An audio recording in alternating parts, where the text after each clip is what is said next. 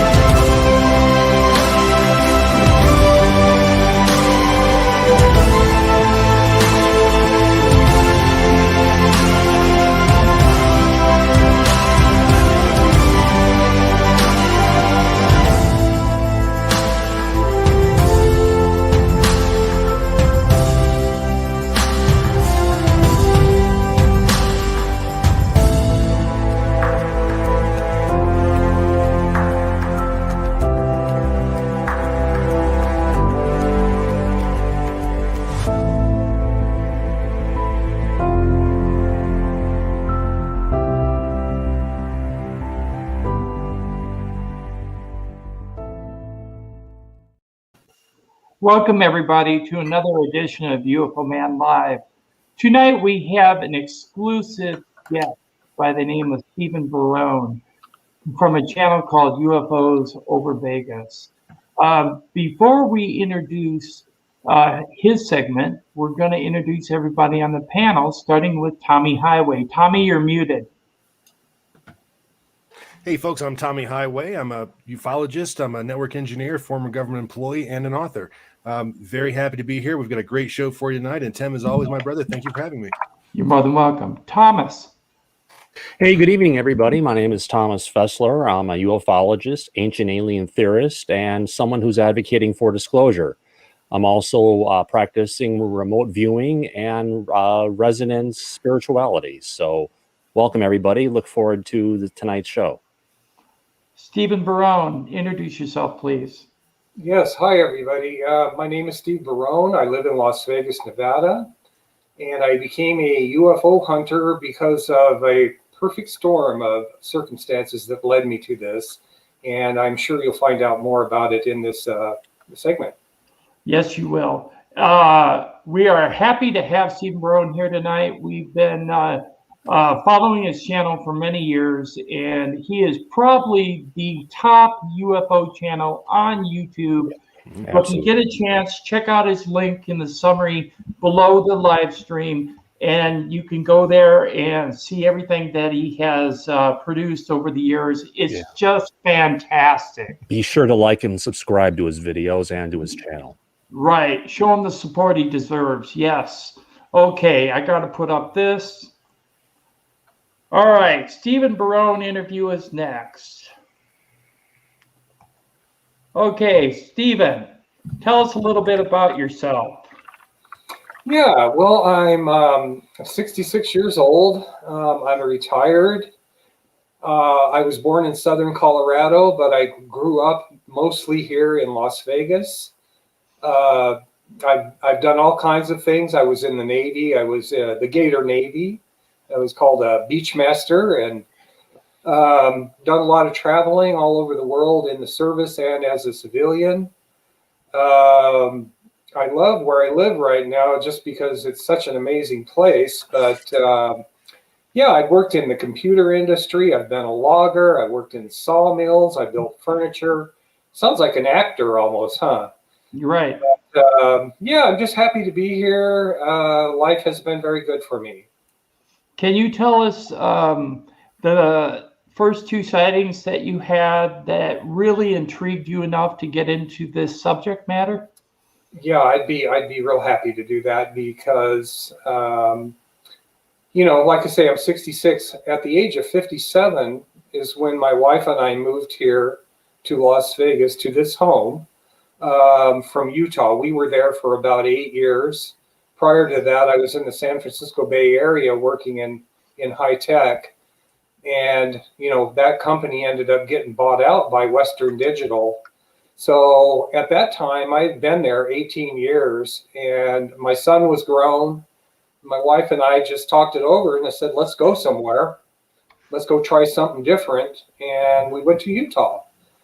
And that was amazing. It was beautiful there. But we had a chance to come to Vegas and we jumped on it. And, you know, it's funny that I found this home online myself. I found it and I just wanted to see it.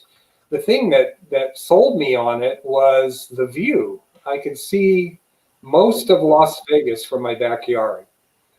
So anyway, long story short is that was in July of 2011 that we came here. In October of that year, my wife and I bought a cruise leaving out of New York City to go up through the eastern seaboard up into Canada. And, you know, we were in Boston, Kennebunkport, Maine, all kinds of places. But our final port was in Halifax, Nova Scotia. And it was beautiful. We had a great time. We left Halifax at about 4 or 5 in the evening and started our trip back to New York City. It was going to be a two-day trip to get back to New York City. So anyway, that night, you know, we had dinner. The date was October 13th, 2011. So it was actually pretty cold up there that time of year. But I used to smoke. I'm not a non-smoker now, but back then, we got into our cabin after dinner. It was about 9 or 9:30 p.m. I told my wife I'm going to throw one of these bathrobes on over my suit because it was so cold outside and go out and have a cigarette on our balcony. And I was just sitting there, and out of the corner of my eye, just out of pure darkness, comes a dull light that appeared, for lack of a better way to describe it, is like a flying crystal. And it was only, I couldn't be even 200 feet away. I couldn't even blink. I knew instantly that I was looking at a UFO. And I just followed it. And about halfway through the scene there, it dipped down like it was going to go into the ocean. But it didn't. It flattened out again right at the top of the water. And then went around the back of the ship and it never came back again. But I was extremely blown away because I had confirmation of something that I had always believed in but never seen before. The other thing I really remember is just that it didn't make any sound at all. And to see something that close and that large not make even the slightest sound threw me off, even though I hear that over and over again, you know, with people who witness UFOs. So things started kind of getting back to normal. You know, we went back to Vegas and nothing happened again. And I wasn't actually looking for UFOs or hunting for UFOs yet. But about 2.5 years went by. And on April 16th, 2014, I was inside the house watching TV.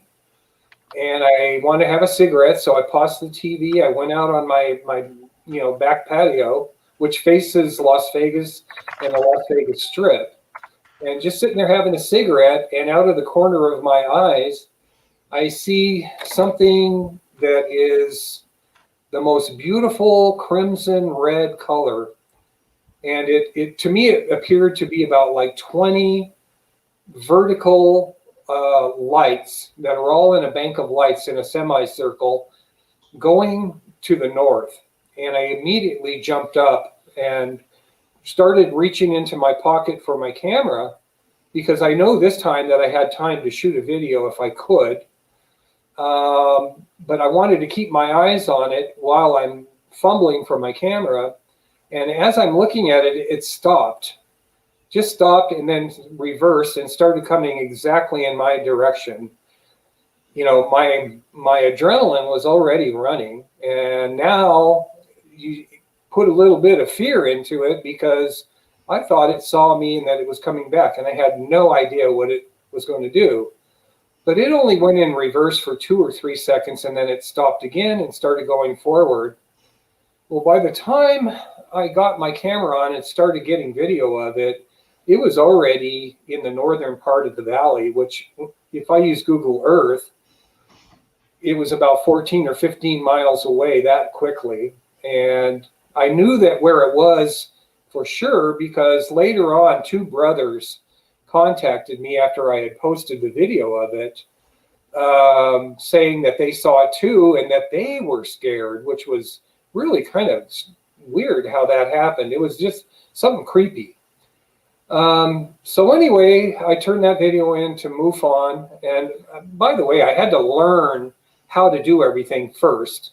So it took 3 or 4 days before I actually was able to put a video together, get it sent to MUFON, and then, you know, whatever. And then it took them a few months, but if they finally came back with the fact that it's an unknown. That's my security dog there. I hear somebody coming. But anyway, that's how it started.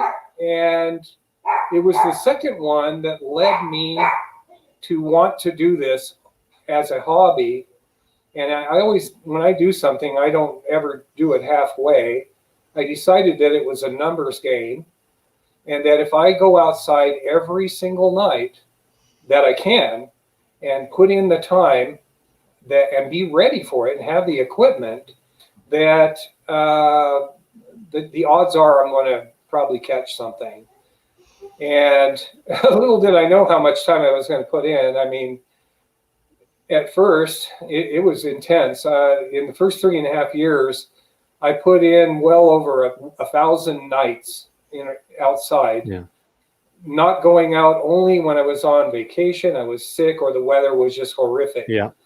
But that's about it right there. That's how all of this began. Hey, Stephen, I've got a question for you about the first encounter that you had.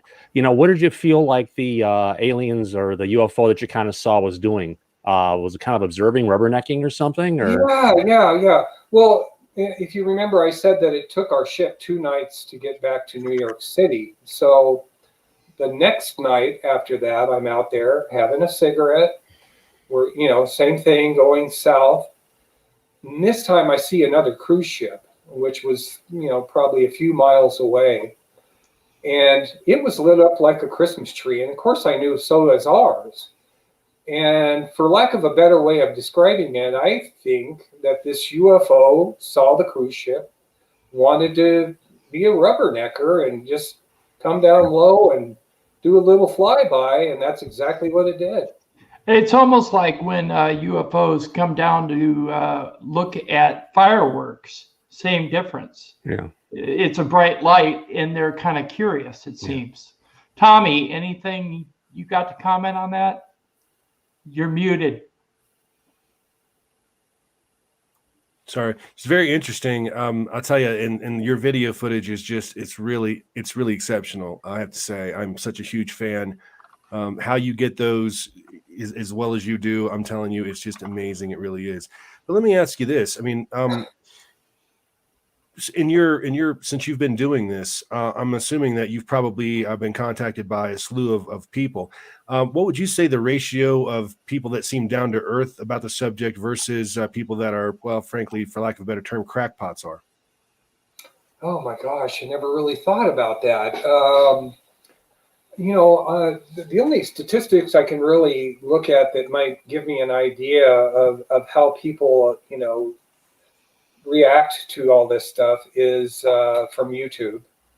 And I seem to have about a pretty high percentage, 90–95% of people seem to really enjoy what I'm doing. And then there's always going to be 5% that don't like anything that anybody does.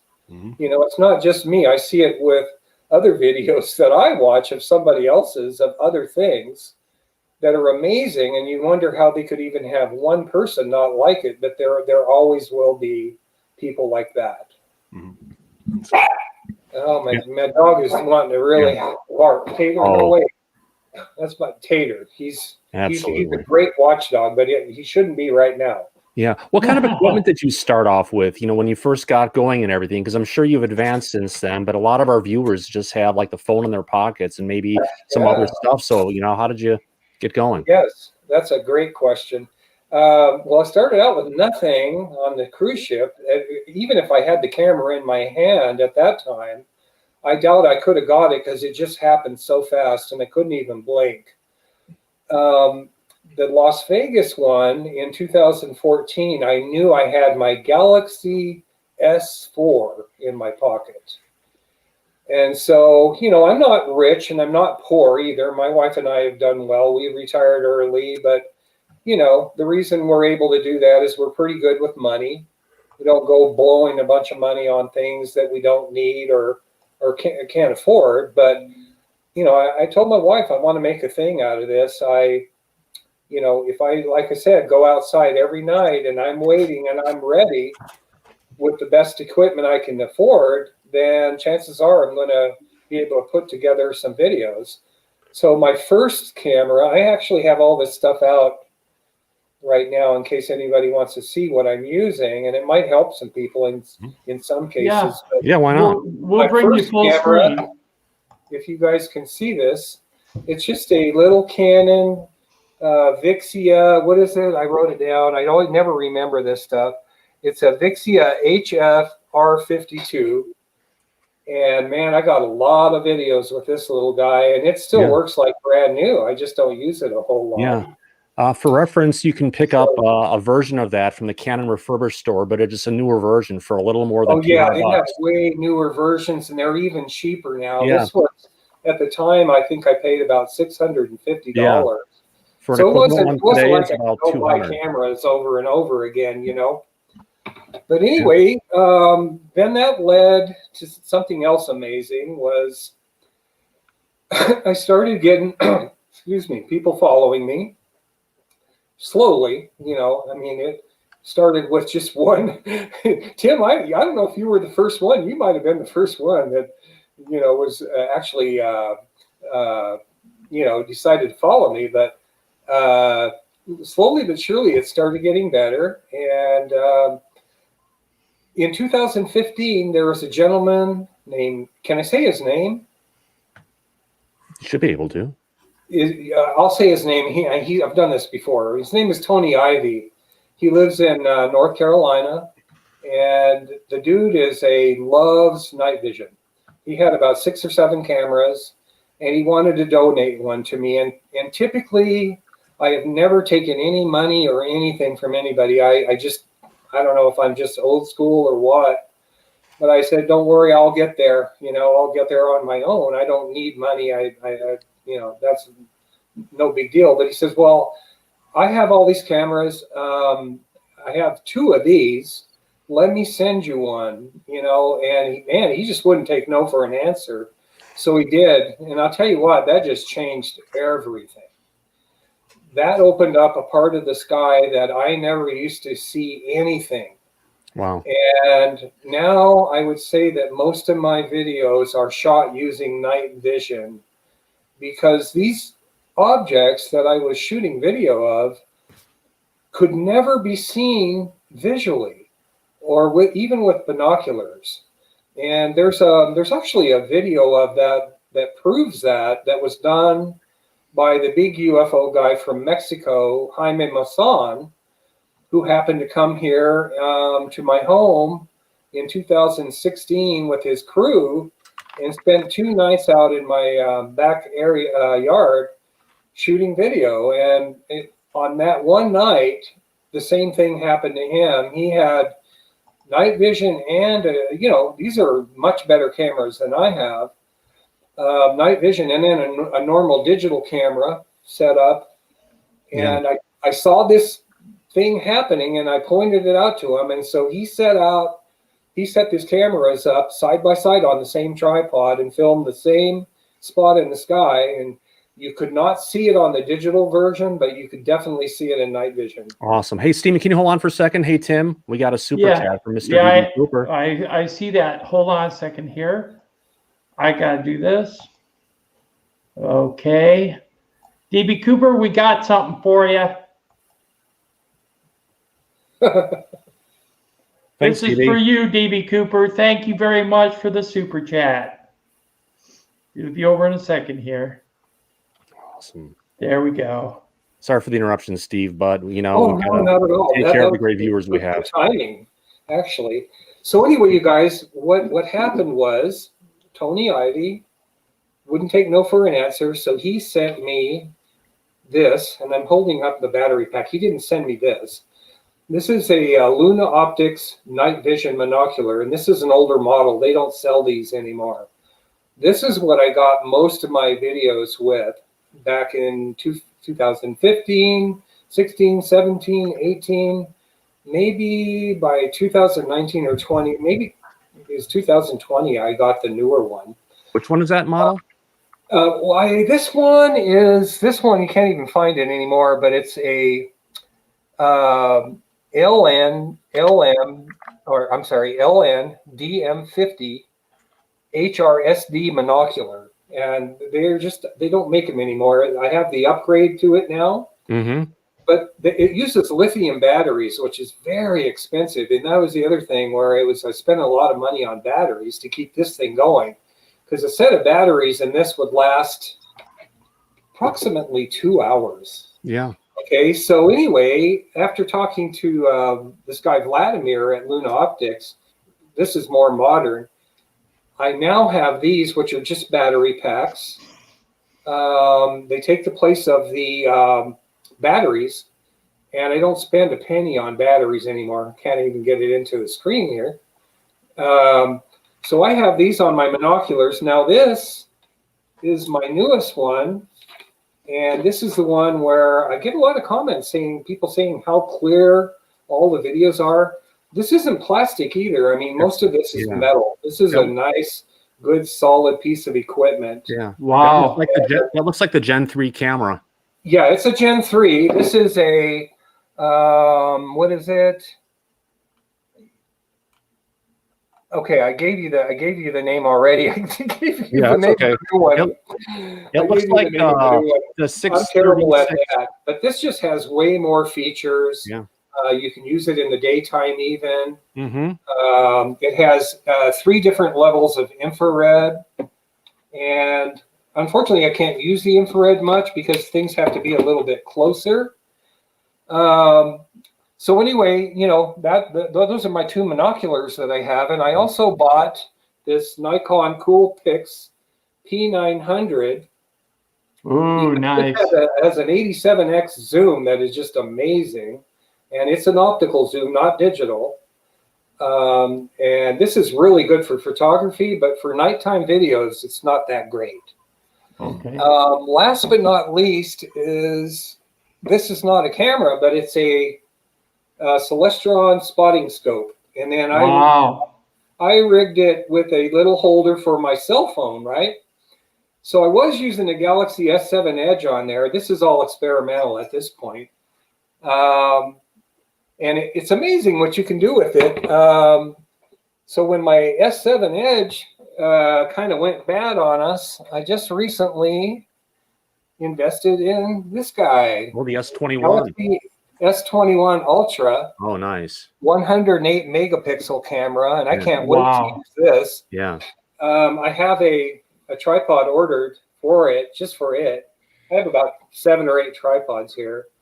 Always trying to get the most stable shot I can get. Yeah. Right. Yeah. Tommy, you got any comments? Wonderful that we get to see your equipment. That's fantastic. One thing I've noticed though is that you're using, for the most part, pretty much the everyday man's equipment. You're not out there using $2,000, $3,000 cameras. No, that's good.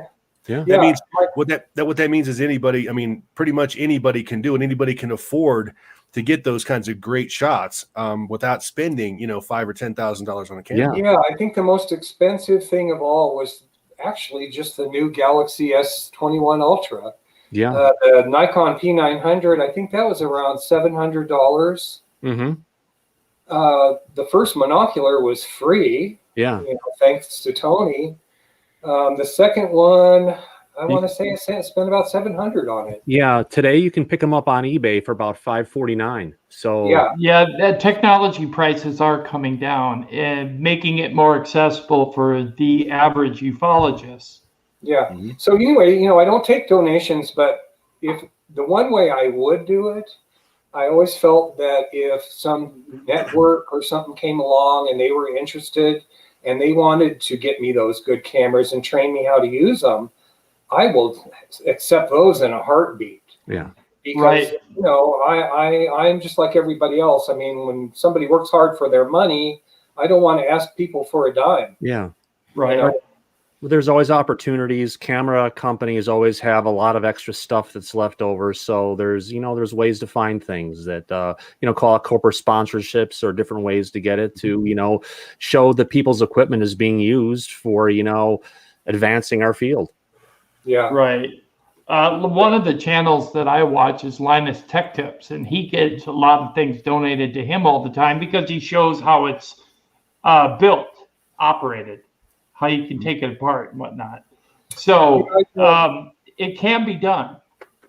I'm definitely not like an expert at any of this. You know, I had to learn on the fly. But, you know, you just do what you can, you know, and, you know, you do get a lot of criticism and people telling you, well, you should do this and that and this and that. They don't realize you're just one person, and that you know, it's really hard to get other people involved with you that are able to do this all the time.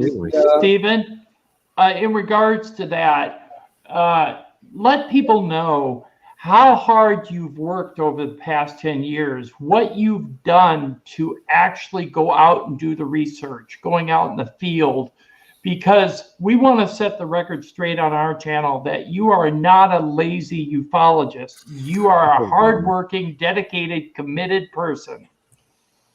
Yeah, thanks for asking that. I'm actually fortunate because I don't get that statement often, but I do see it.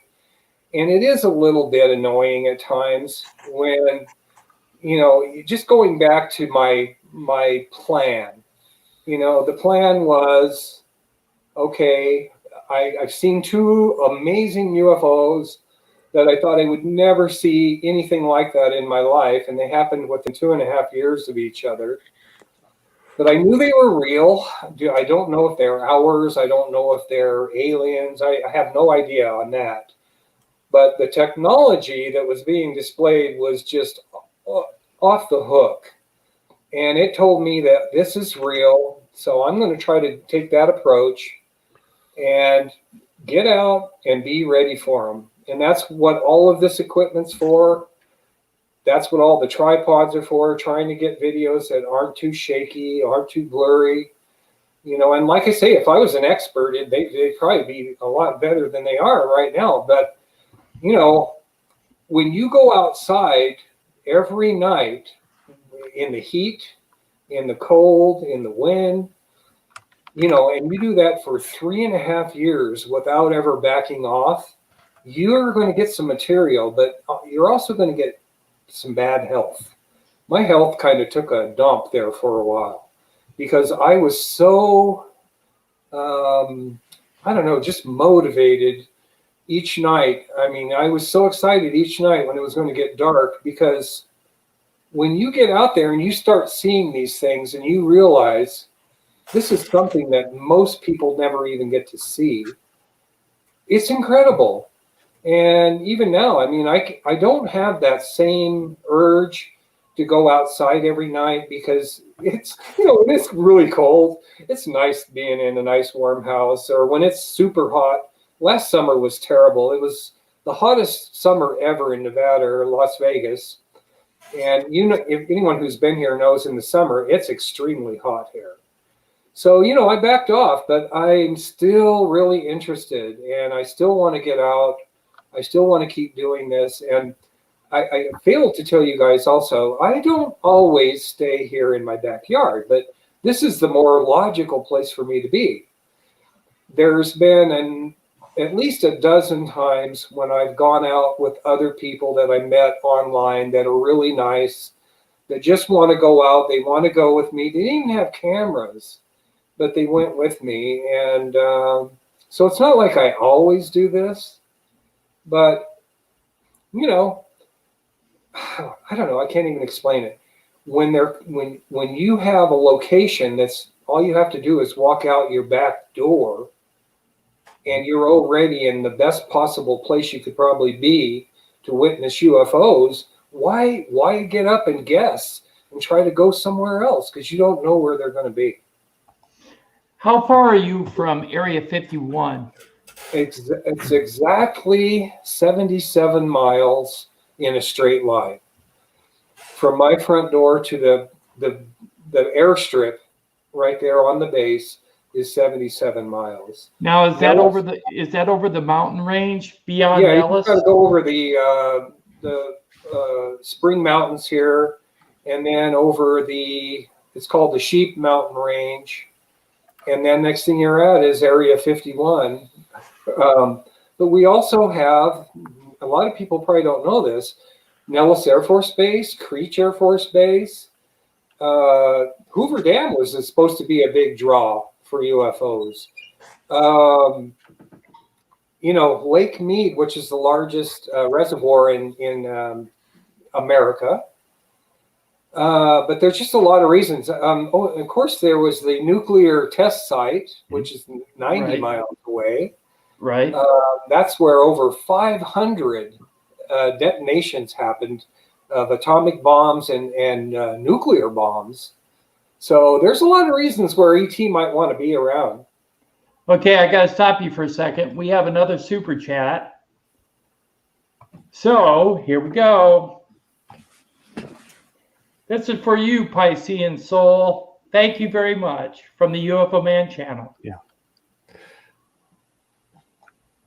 Hey, Tim, how do you feel about showing one of the videos we have queued up of Steven? Yeah, we could do that. Hold on a second here.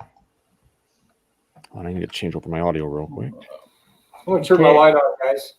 Sure. Oh, okay. So right behind the mountain here. We do have a video from Steven that is on the channel, and we are going to let him talk about it as we play it. Yeah. Sure. Okay, here. Let's go back to the beginning here. Yeah. If you could talk to us about where you're at, what time of day it is, where you're kind of pointing at and stuff, and just, try to take this from a cool report kind of view of it.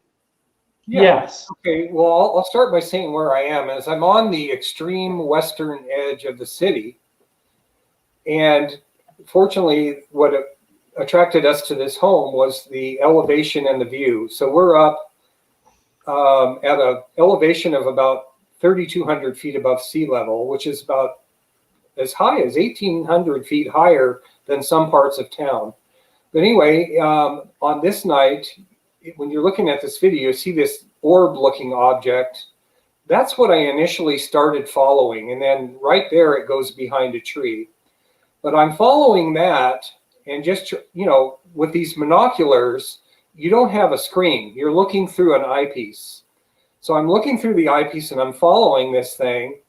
And all of a sudden, I see this bright streak go through the picture. And I knew immediately that something amazing just happened. So, of course, I didn't go in right at that moment because I continued following this thing. And there was actually more to the video than I actually showed at the very beginning. But that video is up now, and it's showing the entire night. But once I looked at this thing, it reminded me of, you kept hearing about the Navy and the Tic Tac. Mm-hmm. It's no Tic Tac. I mean, I don't know how far away this was. I was looking above the Spring Mountains, so it was up higher than the tops of those mountains, and they're pretty rugged, fairly tall mountains. And this thing has a perfect shape, just perfect.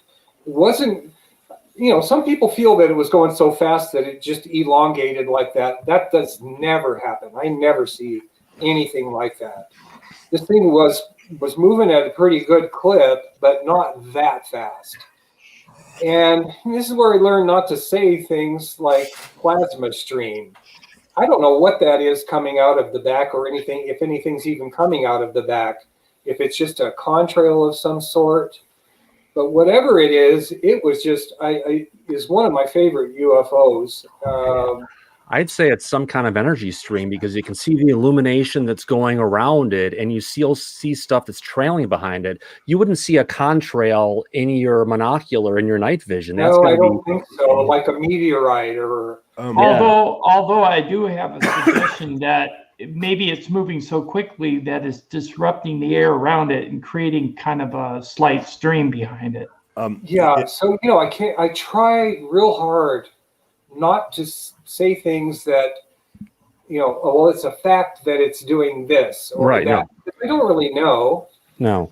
I don't, I do learn from these things, and I do get thoughts of what they might be doing, but this was just the most lucky thing in the world to be shooting video of the orb, and then this thing comes through the picture. You're saying, Tommy? Well, it's weird that we're looking at this because I have seen this particular craft before, or one like it. In fact, I wrote a story in one of my books about it, the incident of the Ohio River. It looks just like that. That's it.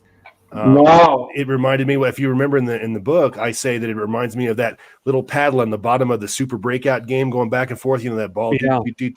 And right. that's it right there. We're looking at one of them. Yeah. I have chills going down my spine right now. I really do. Yeah. That's awesome. The other thing about it is, first of all, the orb that you see under it right now, just barely moving, I'm pretty sure that was probably no more than 5 or 6 miles away.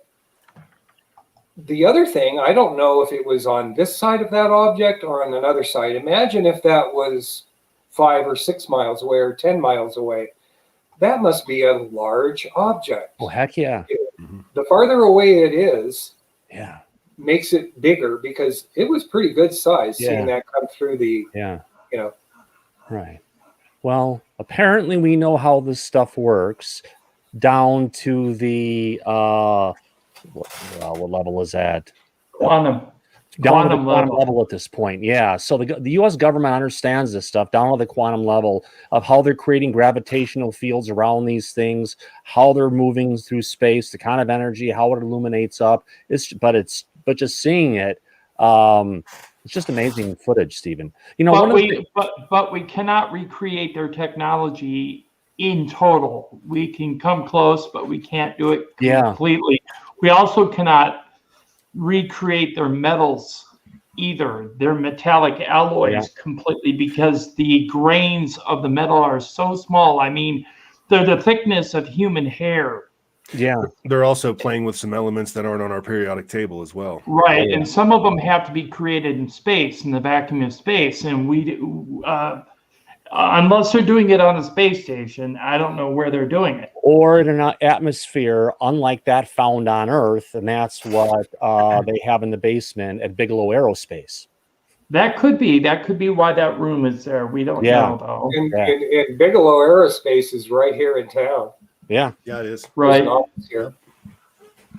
Not that far Okay, away. let's see here. One of the interesting things, Stephen, you mentioned was that you actually have missed a bunch of UFOs throughout the years, and you've kind of changed your behaviors since then. You want to talk about that for a bit? Yeah. What happens there is there's a number of ways that happens. One is you're outside and you just haven't been set up yet. You haven't gotten everything set up and something happens. Or you are watching something and it seemed to be over and you turn the camera off and something else happens again. Or the one that most people would be shocked about would be you're shooting video of one object where a whole different event is happening somewhere else at the same time. That does happen to me. It has happened a few times. Yeah. What I want to ask you, Stephen, is something that I've been wanting to ask you for quite some time. When you're filming from your backyard and you have the opportunity to go out into the field, have you been directly underneath any of the lights that you have filmed? And have you ever witnessed structure? Well, the structure would be the very first one and the second one. Yeah. And I can't think of any more like that. But What about the one at your house? pardon me? What about the one you saw at your house? The really Well, the one we just looked at, I couldn't see structure, but Yeah. it was very clear. I did have another one that it was the second most viral video that I ever shot, and it was shot with the night vision, and it was only about 2 miles away, and it was a fireball-looking object visually above this little mountain nearby on the entrance to Red Rock Canyon. Right. And it was above the mountain, so I really hustled to get the camera on it while it was in the air, because to show it's in the air. And then it came down on my side of the mountain into the neighborhoods. Oh yeah. But as it was coming down, the lights went out. And because it's night vision, I could still see the object, which was fairly small, come down, and I lose it behind all the trees, the neighborhood trees, houses and things like that. So this was at a time where I knew to keep the camera running, and I did, for about another 8 to 12 minutes. And then next thing I know, it wasn't much further away from where I had gone down. Now I see it above a 2-story house roof, barely up over the top of the roof, just sitting there shimmering, holding perfectly still. And it did that for maybe a minute, almost 2 minutes. And then it started moving. But as it started moving, that shimmering bright ball just faded down into 2 little lights, and they just disappeared. Should we show the video while he's talking about it? Yeah, go ahead, Thomas. Bring it up. I'll bring it on screen. All right. So let me switch over to there. Okay, yeah, that's not the video I just talked about. That one was further away, but that's okay. Let's talk about that one. Thomas, make yourself smaller. I'm going to go ahead and get rid of myself, and just give me a second to get this video set up exactly right. And all right. I love this one. Before you start, can I say something? Yeah, go ahead. Sure. You know, I always get people asking me, they were telling me I'm chosen for this, or do you get you hear voices or whatever in your head? And I always say no. You know, I'm always been a little bit of a skeptical guy. And, but in this case, you guys, I was sitting right here where I'm sitting right now at my computer that evening. It was just getting ready to get dark. And I just had this feeling I should get up, grab my camera, and get outside. And exactly when I went out there, I see this thing.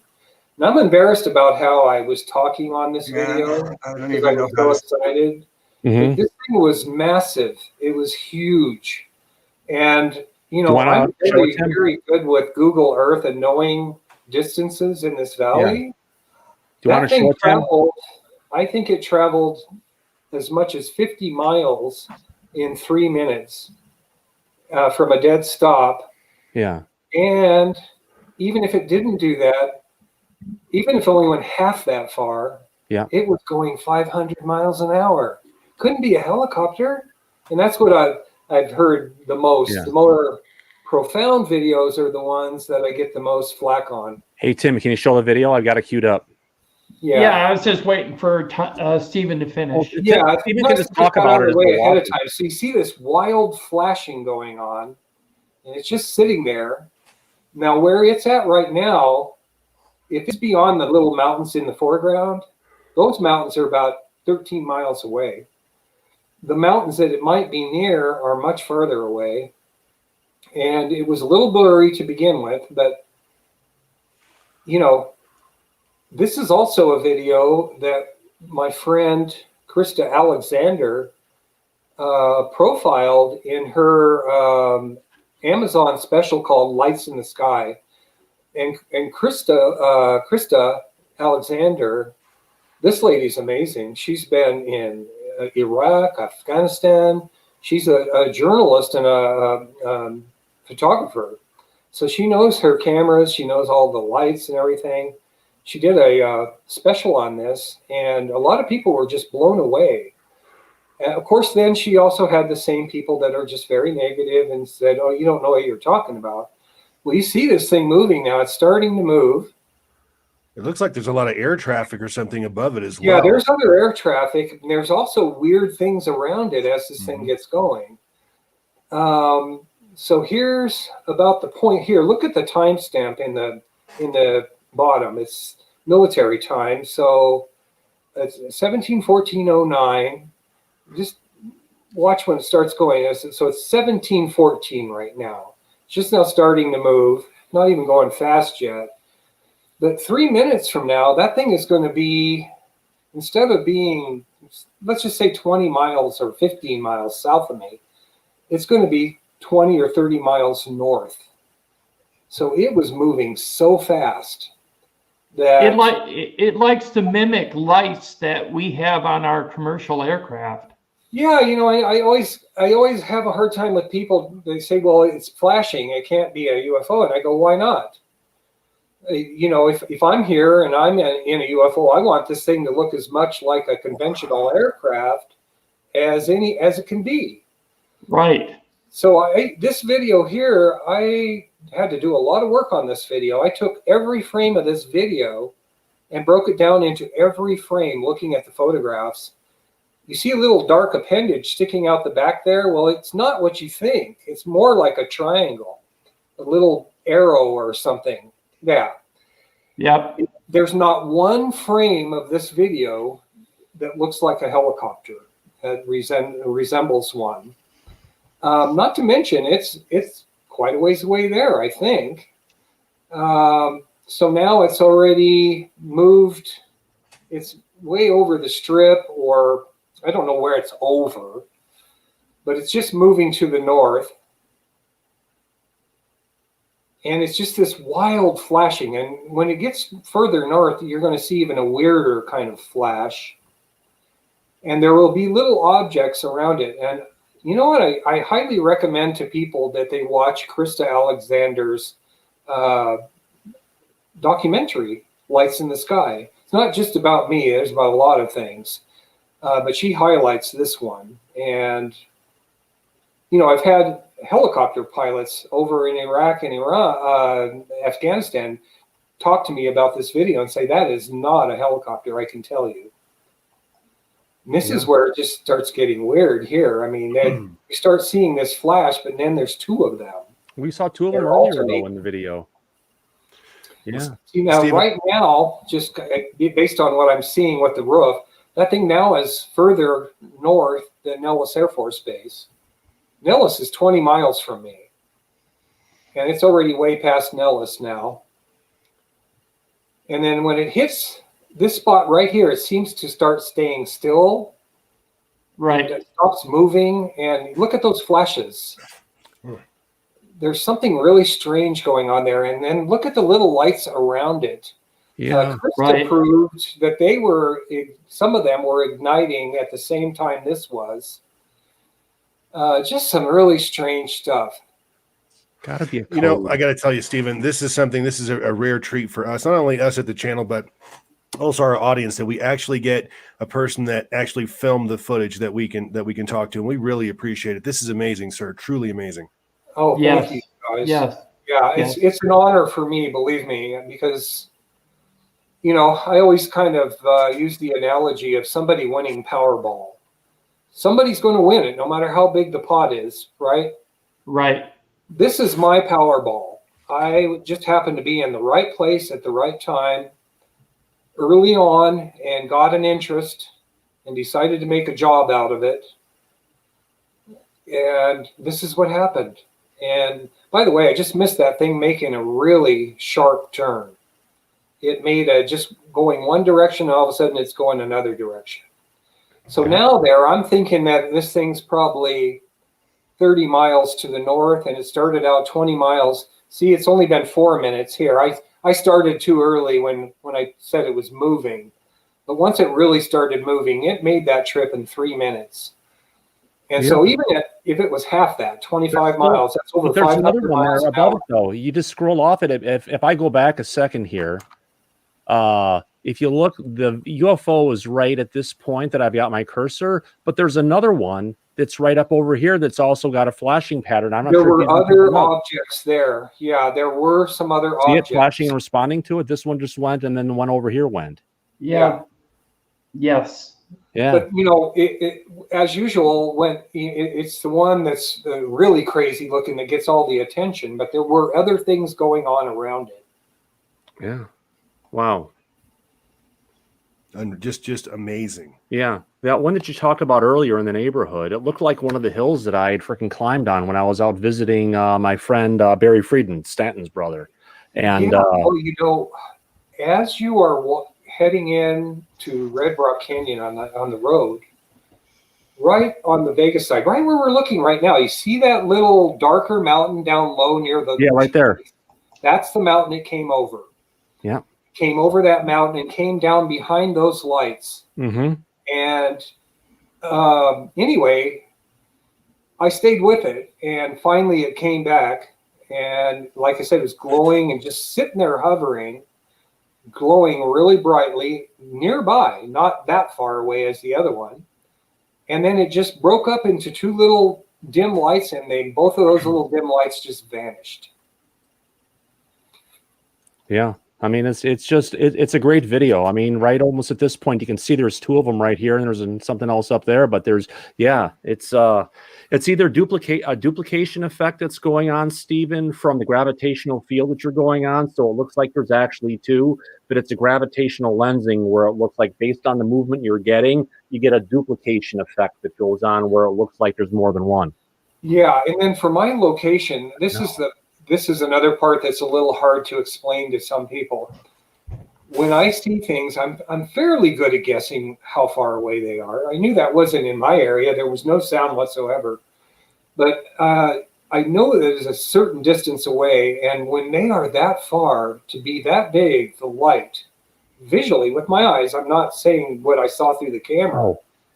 It had to be huge. Boy, do Hey, I've got that video of that UFO near your home. If you want to show it again, Tim, you can talk on this one, Stephen. Okay, hold on a second.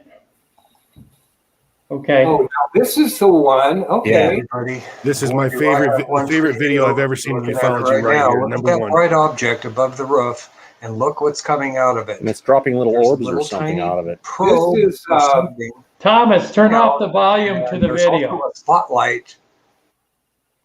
Okay, you guys, this one here happened, I think it was 9 days before the one we just watched. And this was the only other video in my life that I had an urge to go outside. And I had my camera. That's never happened to me twice. Never happened even once until this happened. Yeah. Now, this is another one that's very controversial. People are saying, I've been told it's the Las Vegas Metro search and rescue.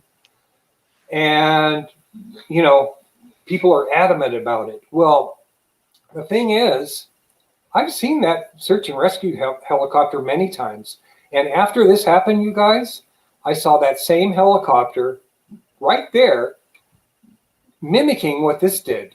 And I think what they were doing is they were creating a flight radar tracker that was basically doing the same thing. They just brought something up from the ground into the ship. Yeah, and I'll tell you what, that one, the most famous person of all that called me about this video, or I didn't call me, I got a message from him. I used to call them, it's Robert M. Collins and Richard Doty. I don't know if you guys know who they are. Yeah. But Richard Doty was this famous debunker that was a big debunker in the Air Force. They made a movie about him, Falcon and something, I forget what it was. Anyway, long story short, look at where this thing's going up. See the green thing? Yep. Right. That's on a hoist going up. What's it doing that close to the helicopter, way out on the edge? You know, that just is impossible. When they go up pretty much in a straight line. It might even start swinging, but it doesn't swing that widely. No. Right next to the that object. quickly, I would think either. It takes a minute for a hoist to pull something up on a winch. I just saw that a second ago where there's almost like there's a connected bio. Where it is? Look where it is right now. It's not coming up on a hoist. Agreed. No, it's coming up on a beam of energy of some kind. Now watch this. There's a beam of energy that's just starting to go from that point up to the ship. You can see it. There we go. You can see the beam right there. Yep. Wow. Should be Now, there. Krista used this in her special as well. Yeah. And she's breaking out the light patterns, and there was nothing that looked like any kind of helicopter. If there was a helicopter there, I would have heard it, and I would have seen it. And then as this was leaving you guys, I'm using that same software to break the video down into single frames. Mm-hmm. There wasn't just one of these objects there. There was a second one and maybe even a third one. And I got to tell But you, we're just not in this video this went on for 50 something minutes. Yeah. I mean, I don't care what the helicopter's, what its color it's painted or what kind of a light package it has on board or whatever in broad daylight. It's not going to look like that. No, heck no. No, and the thing is that's on this side of the canyon. And when you're in a canyon, you make noise, it echoes. Mm-hmm. When I hear a helicopter coming out of the canyon, I walk outside. I'm outside looking at it before it's even out of the canyon. Yeah. This is out of the canyon. And then people, they get confused watching that video because they see roofs. Well, that's my where I live. But once you get to the end of the subdivisions and the homes and hike to there, it's about a 3-mile hike. Yeah. Okay, I have a comment. Okay, Stephen, I have a comment for you from the chat room. Derek Daugherty wants to know what is that last sighting over? Is it over the mountain range or is it over the residences or businesses? Yeah, it's over a place called Little Red Rock, which is a red rock formation. It's actually historic. There are Indian petroglyphs out there. It's just a beautiful part of the canyon. And even though there are homes that are encroaching on it, they're still about 3 miles away. And so once the homes stop, my wife and I, we did it twice because I was so blown away by that video. We took our dog and we hiked out there and tried to find anything strange. It was a hike to get out there. It was not that easy. I was going to ask you about your sighting at the mouth of the Red Rock Canyon of the 2 triangular objects. Oh, sure. Yeah, that's not far away from where we're already talking. Can you explain your sighting? Oh, yeah, okay. Sometimes it gets really boring. I mean, when you're outside doing this every night, it's rare. You don't always get UFOs, and I always tell people, if you make a mistake by shooting video, because you might think it's an airplane and then find out too late that it wasn't. So err on the side of having it on video so that you have it and not a story. So anyway, but when it gets really boring, one of the things I was doing, not that often, because it's before I got this battery pack for these things, right, was just setting the camera and aiming it towards a certain area. And it's called, Jaime Maussan came up with this one. It's called sky fishing. It's like setting your pole up on a twig and throwing the worm and line in the water and then sitting down and waiting. Well, that's what I was doing.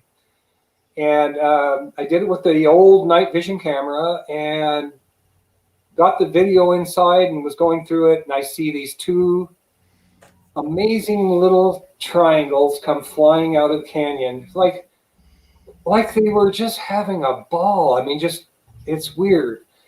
I think they are machines. Sometimes it reminded me of the Jetsons. It looked like a little Jetsons craft with a dome, little domes on it. But then at another time, it reminded me of looking like in the ocean, a manta ray or something like that. They seemed to be enjoying themselves, if that sounds strange. Like they were doing something that was like they were alive. Right. You said like they were flapping? Almost. And, hopefully, if you're able to show that, people can kind of use their own opinion. Thomas, do you have the link to that? I can't hear you, Thomas. What is it called on your site? Because I could find it and bring it up, Stephen. I'll find it. Let's see here. Awesome. That's the thing. I have a lot of videos.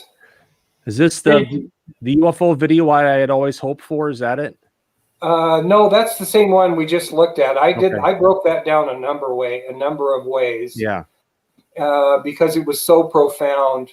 No, it shows two. Sorry, it shows two triangles exiting Red Rock Canyon. Yeah, it's a pair of triangles exiting Red Rock Canyon. Just trying to remember it. There it is. That's it? No, that was a different pair. That's not it. This is the Darn same it. one. Probably boring everyone to death now. No, this is another one of your good ones that shows the orbs.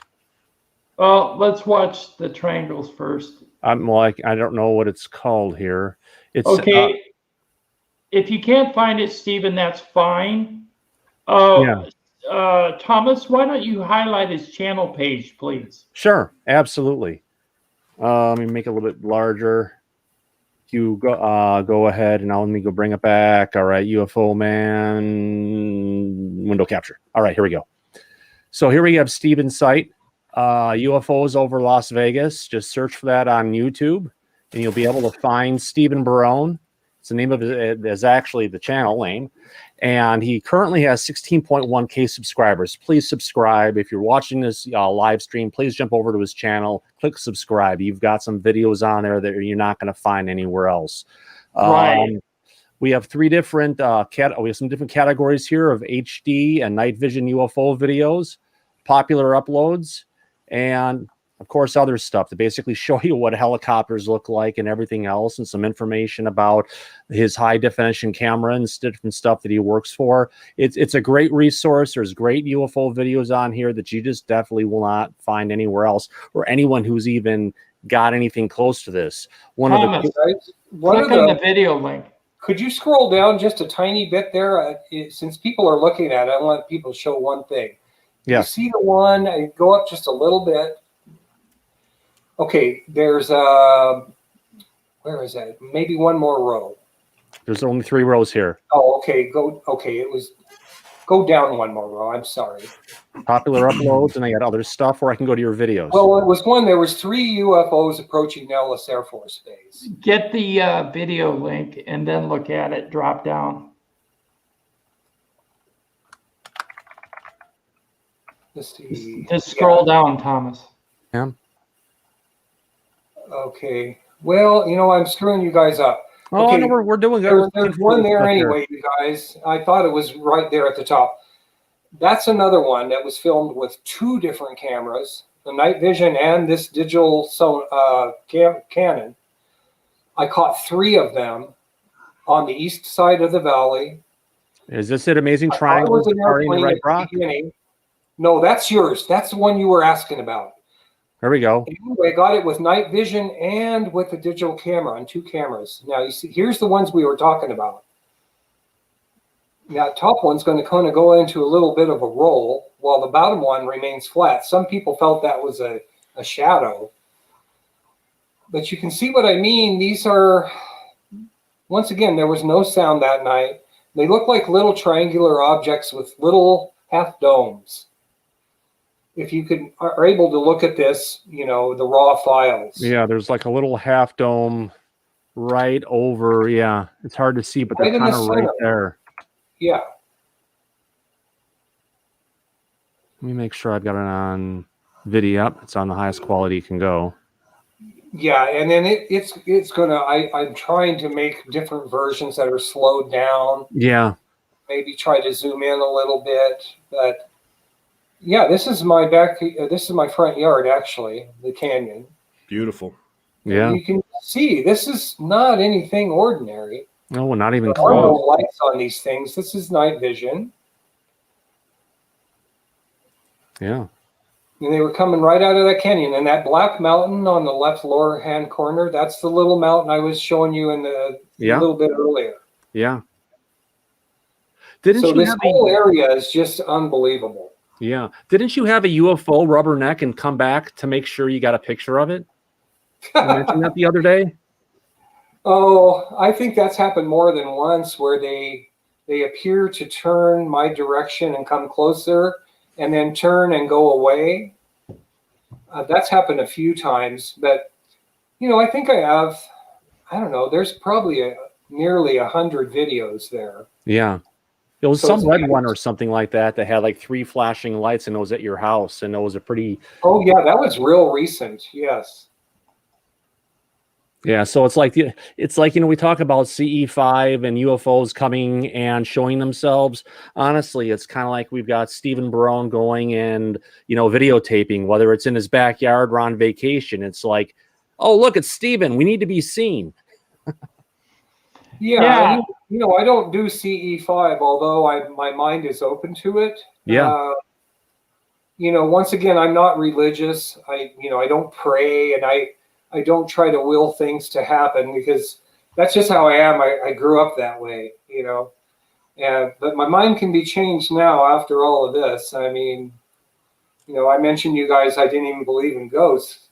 If I see one, I'll change my mind. Yeah.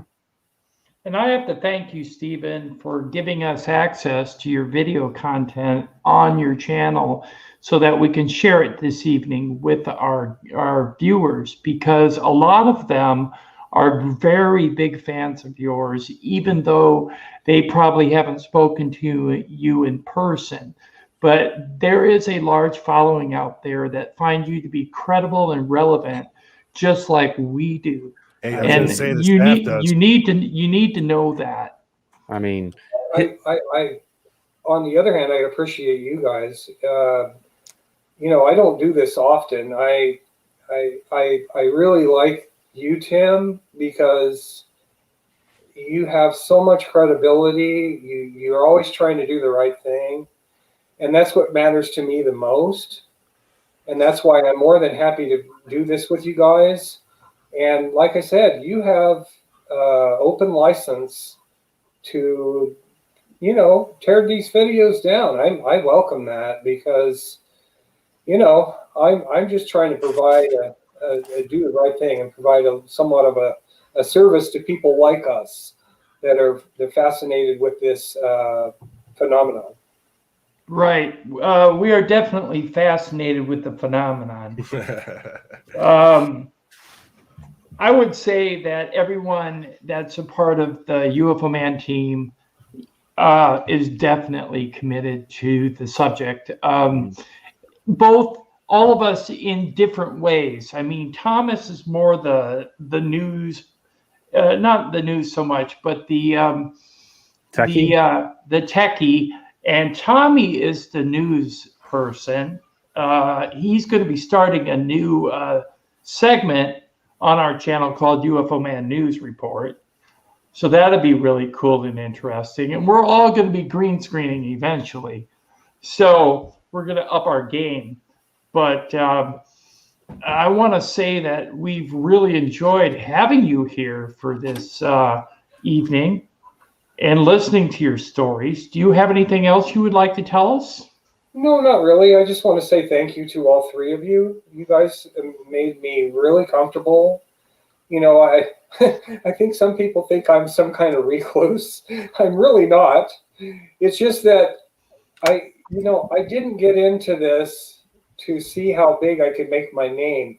But the one thing I want to make big is the fact that I have a lot of videos that people should be watching, just so they know that this is real. And the one thing nobody should be doing is tearing down other people that are making their best effort to provide information for people about this topic. Right. It is definitely a problem on YouTube and social media where people are getting ridiculed still.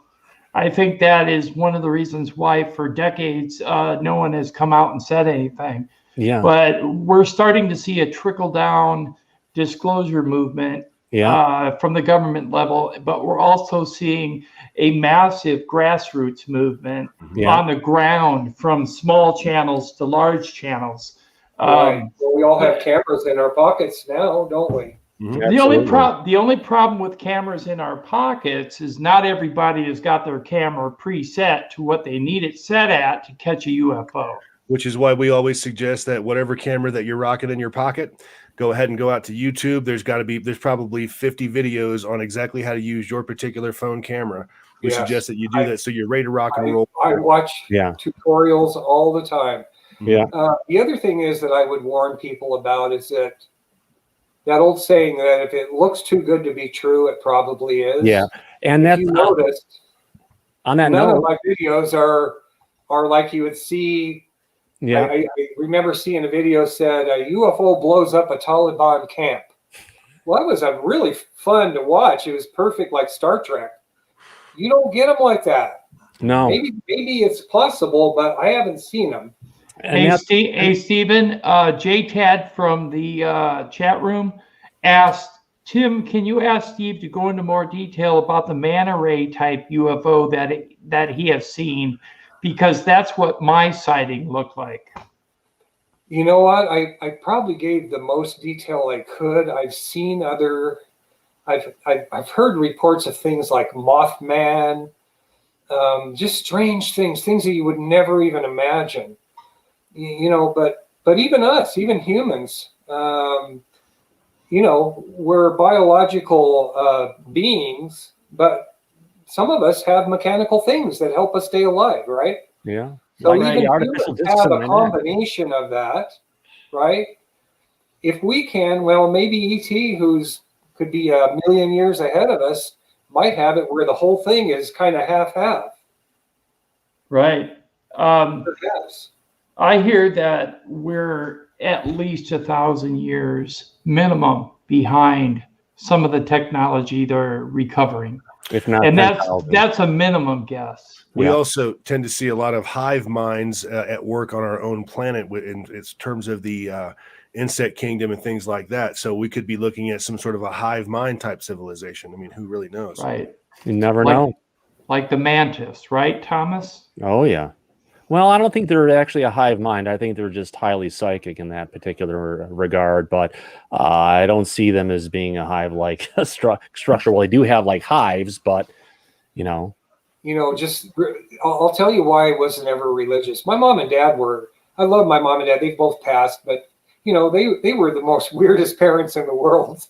They were always moving us back and forth between Colorado and Nevada. They loved to gamble. They loved to smoke and party and meet famous people.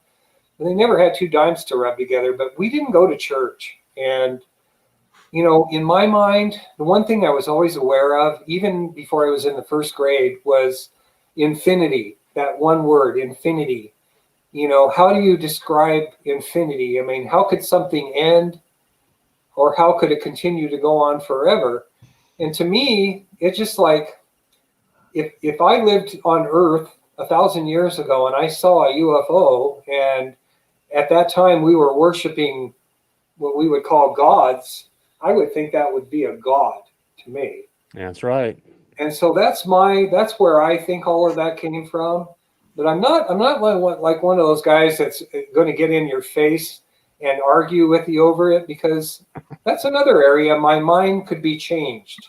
What, you don't want to stand on the corner holding pickets and a blowhorn yelling at people? The guy carries a cross down the road at Easter. Yeah, or somebody selling pencils at the airport. You know, you look at every species on this planet, and then you look at humans. We don't fit. We are beyond different than all of them. Yeah. Even though we are animals just like they are, there's some interference that happens somewhere along the line. Yeah. Well, it's been documented by the ancient Sumerians. Mm-hmm. Yeah, our genetics have definitely been manipulated, no question about it. I mean, and if you believe the Sumerians and all the old ancient texts, I mean, several times this has happened. Like 17 times. Even the Greys have been rumored to tell people that, hey, we've been playing with your DNA, you know, after their abduction experience or whatever. So, yeah, I believe that. I heard Sumerian texts actually mention that the Anunnaki race came here and manipulated the existing hominid. into a slave race. They gave 50% of their DNA and combined it with the existing hominid to supposedly create a slave race that wasn't intelligent enough to be on their level because they were afraid of an uprising. So they made them just smart enough to mine gold. Yeah. And that was written in Sumerian texts. Hey, you guys, I have one more thing I'd like to say if you allow me to do this. Sure. Since you're popular and a lot of people are watching this now, I'm sure there are a lot of them that already follow me. I just want to say thank you to all of them. There's times when I take a time out and I'm gone for a month and I'm not on social media, I'm not talking. I'm fine, man. Everything's good. I got both of my vaccinations, the Pfizer. Tell everybody, get vaccinated, man. This is real. Don't want to see anybody I know die. But thank you for all of your support, because 95% of the people have been awesome. And then the other 5, I let them comment, and when I find out they're really rude, I just block them. Yep. I have no time for that negativity like that. Right. We agree. Right. We agree too. Yeah. This has been an amazing time and an amazing opportunity to talk to someone with such experience and some really cool equipment and a dedication who spent, you know, thousands and thousands of hours to go ahead, whether you're in your backyard or on a vacation somewhere, grabbing pictures of UFOs and observing and sharing your story. Tommy? A credible like mind with evidence. I mean, this is a very rare treat for us, or it truly is. Just remember the Powerball analogy. You know, it's a perfect storm, having the right location, the interest, and then having these profound things happen to you that put you over the top. Yeah. Right. And I decided to go with it. And, you know, at my age, I like to say I'm 66. I don't want people to hate me, but if they do, that's, you know, enjoy, you know, go for it. And we like you share the whole thing of wanting to have credible UFOs and everything. That's why Tim actually brought out a new category of videos for our site where we're actually debunking UFOs, and for ones that aren't real, we're going to put debunked on it and walk people through it and show them what they're actually looking at, because there's so many people who are just going for the sensationalist approach on YouTube. Hey, look at this video or look at that one. But if look at this object. It's a UFO, but they don't zoom in on it. I'll hear somebody slamming me. Well, this video was that, and he did this and that. Well, they don't ever include the part that I'm the one that debunked my own videos. I've taken down probably 24 videos in the past that were beautiful. They were gorgeous. It just turned out not to be UFOs. It was a train coming across the desert. It was, you know, crazy mountain bikers at midnight riding their bikes on the edge of a cliff. I mean, people do that. And, you know, I just didn't think that was possible, but it is. And so I will never, ever put up a video that I am not 100% convinced that it's a good one. Right. So everyone, please go over to Stephen Barone's channel, UFOs Over Vegas. Check him out. Drop him a sub. Watch his videos, get his count up, because he really deserves to be a channel that's around 100,000 or more. Absolutely. Well, thanks, you guys. Hey, Tim, can you do me a favor? Can you give Thomas and Tommy my contact information so that we can hook up better? Definitely. Sure. Thank you. Definitely. Yeah, you guys are. I feel really good about people like you guys. I wish everybody was like you guys in the UFO field. Well, thank you for the good wishes. Yeah, I know Tommy's we appreciate that. Tommy's going to be coming to Vegas in the near future to check out Roswell and stuff. It'd be great if he could meet up with you. Give me a heads up a day or two ahead of time. I would be very honored to meet with you, sir. Absolutely. But yeah, I am going to be. I just did the Roswell field trip, folks, and here real soon I'm going to be doing the whole Vegas field trip as well. And I'll definitely get with Mr. Barone, and you know, we'll have a little bit more in depth time together, that sort of thing. And yeah, that would be, sir, if you grant me that privilege, I would really appreciate it. Oh, I would love that.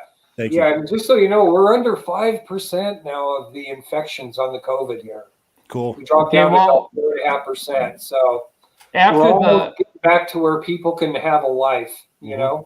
Yeah. I'll have to get your address after the stream so I can give it to Tommy, so when he travels that he can do Okay, that. guys. Well, thank you for everything, and Tim, especially you, because you're the one that's been driving this, you know, and contacting me, and I really appreciate it. Right. You're Okay, welcome. you guys still have plenty of show left to do. I'm going to Yes. go take a little break, and then I'm going to come back and watch the rest of the show. Cool.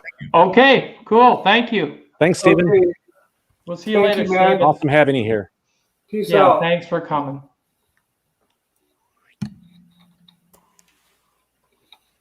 Well, he was a wonderful guest, I have Absolutely. to say, and I'm glad that we had him on. Stephen Barone has made contacts with several influential ufologists within the field, and we're going to reach out to him and see if he can help us with that. Okay, the next segment of the evening is going to be Tommy Highway, and it's going to be the Roswell, New Mexico report, or the Tommy Highway Roswell report. Okay, Tommy, you take it away, and then we'll start playing your video stuff. Fantastic. Well, folks, as many of you know, I did recently, last week, I took a trip to Roswell. It was a lifelong dream of mine since childhood. And for those of you who aren't aware, I grew up in Dayton, Ohio, or in that area, and Wright-Patterson Air Force Base, where the crash debris and alien bodies and all that were supposedly housed. And I tell you, I grew up listening to that my entire life. In fact, I even remember my kindergarten teacher talking about this, this subject. So, I mean, it was like a thing, where I grew up, like a big thing, actually. Anyway, so this was a lifelong dream of mine, but I got talking to Tim, and we thought, I've got a little bit of extra time right now, and Roswell ended up being about 6 hours away from me. And we thought, wouldn't it be great if we could actually send someone on boots on the ground from someone from the channel down to Roswell and actually take a look at what's going on, get some video, get some footage, talk to some people, things of that nature. And I'll tell you, I spoke with so many people. I bet you I had at length conversations between the actual residents of Roswell, as well as some tourists who are there, because there's a lot of tourists, obviously. And I spoke to these people until I was hoarse. Now, I think for pretty, I guess, obvious reasons, a lot of folks don't want to go on camera with their experiences and things of that nature. But I did hear some doozies, and I even heard, well, I'll just go ahead and do it now. I heard a story. I was in one of the gift shops, and I was purchasing a T-shirt, and there was a very attractive young lady working there. Let's call her a millennial, all right? And I approached the counter to pay for my items, and I gave her my card, and I spoke with her, and I told her who I was and all that. And I'm like, listen, I would love to hear your stories, and I'd love to get them on camera. And she said, listen, I'll tell you my story, but I don't want to be on camera. And she spoke of about 4 years prior. So this would have been 4 years ago. She graduated high school. And that summer that she graduated, apparently her and a group of friends went up to the northern part of New Mexico. I don't exactly remember where she said, but up in the northern part of the state to do a camping trip.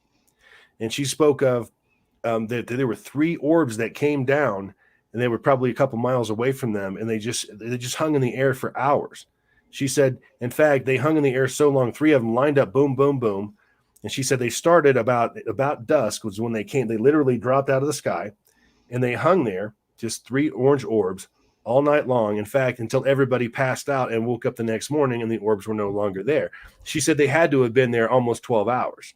So I thought that was very interesting. Again, and this is the younger generation, and for what the younger generation is worth, I mean, they don't seem to really be into UFOs so much. But this girl was actually very willing to tell me that story. I thought was very interesting. The other story that I heard that really struck me was it was a guy, I would say, gentleman, and I would say probably about his 60s. And I got to talking to him about strange phenomena in the area, that kind of thing. Well, it turns out, and I believe this guy, this man is a retired lieutenant colonel in the Air Force. I did promise him anonymity, so I'm not going to reveal his name and all of that. But he's a retired lieutenant colonel. And he spoke of the fact that his grandfather was actually one of the firefighters that was dispatched to Roswell, because they had no idea what they were dealing with. Once they found the wreckage, they sent emergency crews of every kind, ambulatory, the whole 9 years. Very similar, I'm sure, to what we would probably do now in a similar situation. But anyway, he spoke of the fact that his grandfather actually handled the bodies, actually helped load them into body bags and things of that nature, because the guy was also, I guess, some sort of reservist or whatever. He was part of the military, but he was a firefighter. And the guy, I tell you what, he was so sketchy about telling his story that not only would he not go on camera, but he actually took me out to his blue Chevy van. We got in there and he almost whispered this story to me. Okay. I could sense the apprehension in him. I mean, it was obvious, and I did believe him. But anyway, so the whole town, I'm talking about the entire town. There's aliens on everything. I mean, they've got a UFO shaped McDonald's. There are green aliens, for whatever reason, they're green, but they're green aliens all over the town. The street lights have the almond shaped eyes on them. I mean, this place is just unbelievable. Tim's about to show you a video, and I'll sort of commentate this on my experience there. I also have a tour of the museum, and you'll have to please forgive the museum tour because there are people everywhere. People are just getting out, and I'm telling you, the place was mobbed. But it was very. I'm sorry. Go ahead. I was going to say the museum tour is pretty much just you scanning the museum. Right. The picture video that we have from him taking pictures in the museum is far more in depth. Sure. But when I actually approached the front counter, and it's $5, it's a mere $5 to get in. I personally think that they could charge more, and probably should. But I approached the counter, and I met the lady that was actually manning the counter. Her name was Beth. Okay, very, very nice lady. In fact, I gave her my business card from the UFO Man channel, told her who we were, what we're about, what we're there to do, and they didn't even charge me for admission. They're like, "Oh, you're the press. Please come in." And although she was incredibly busy, she did take the time to stop and come back there and find me wherever I was from time to time, and hand me literature that she just printed off for me, things of that nature. The other cool thing was they had this awesome research library on the premises. I mean, this place is intense. I'm talking about all of the texts of all of the greats in the UFO industry in one spot, folks, one place. I mean, just being in there was such a beyond humbling experience, because I figured with all that information and all the texts and all the great minds in ufology forever, since day one, the answers that we're looking for are probably in there. So, Tim, would you like to go ahead and fire up the... I'm going to play the UFO museum walkthrough first. Okay, very good. Okay, all righty. Hold on a second here. Folks, this is actually shot with a Canon SX530HS, and some of the photos, in fact, 80% of the photos that I took of the actual exhibits, if you go out to my website, and we'll leave a link on the description below, you can actually download and enlarge these photos, and you can read those exhibits like you're standing there. I'm just amazed by this camera. Right, the links are already below the video live stream, so if you want to go there after the live stream or before, feel free to do so.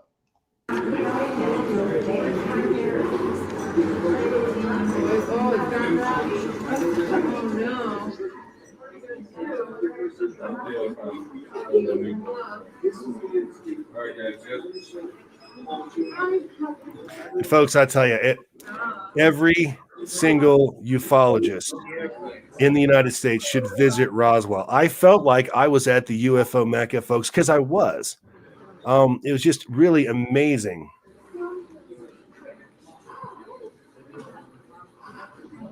Again, there were people everywhere. Now, I did find out after I spoke with Beth and other folks there at the museum, I could have called ahead, and I could have gotten special access where it would before they opened or after they closed.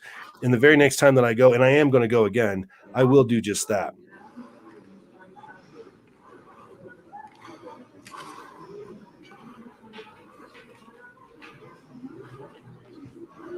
You've got UFOs and pop culture.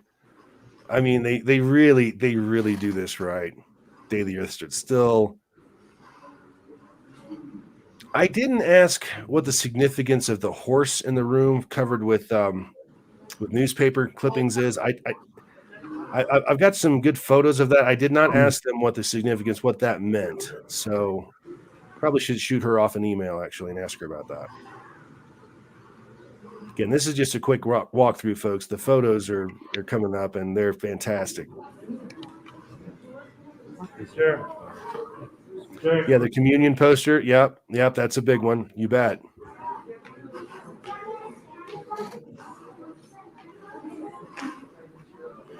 The mask thing was kind of weird because this is the only place I really saw anybody wearing a mask in New Mexico. Everybody else, you walk into a convenience store to get gas or something, and no one else is actually masked. So I'm not sure if that had been lifted or what, and the tourists didn't know it. I was wearing mine, of course.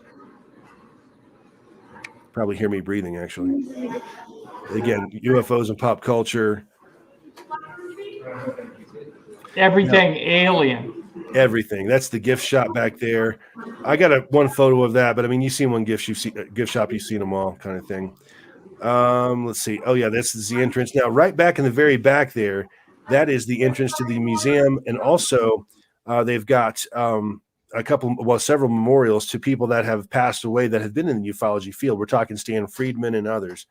But let's go ahead and fire off that clip there, Tim. Thank you. Okay, yeah, this is the one on the video. On the pictures, there is no sound, but you can take a look at the pictures. Right.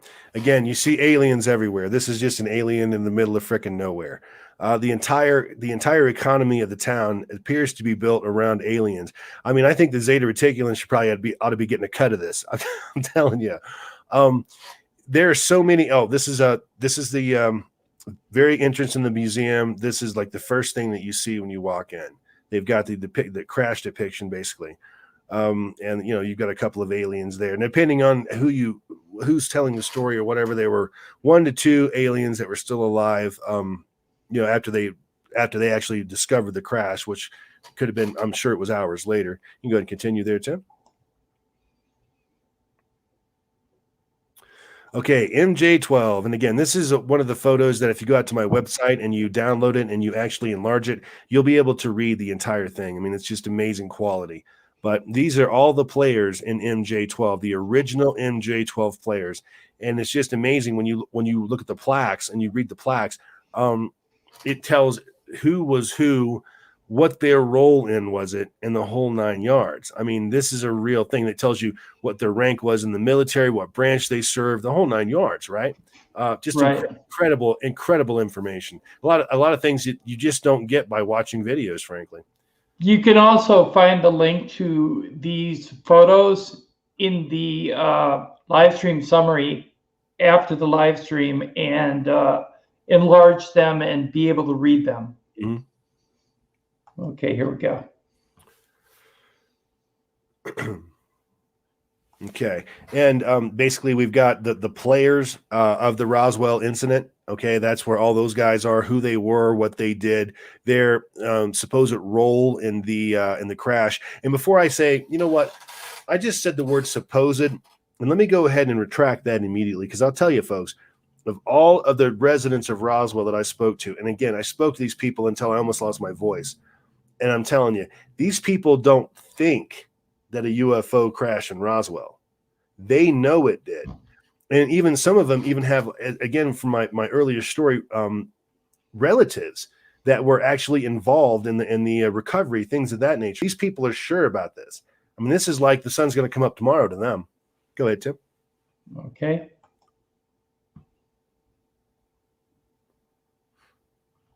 This is an actual timeline of events, and there were people running around everywhere. I couldn't get a real good photo, but I do have one on the site that you can download that you can get. You can still read it, but it's a little bit more difficult. But this is the entire timeline of the Roswell incident from start to finish, and it's just amazing. It really is. There's a lot of things in there that I learned that I just didn't know before.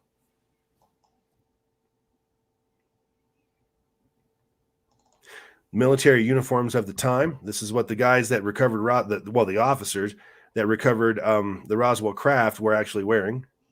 And this is an exhibit they have right in the very middle of the museum. And it's very cool. Go ahead and play that, Tim. I've got some better photos of it coming up here. Look at them. There they are, just hanging out.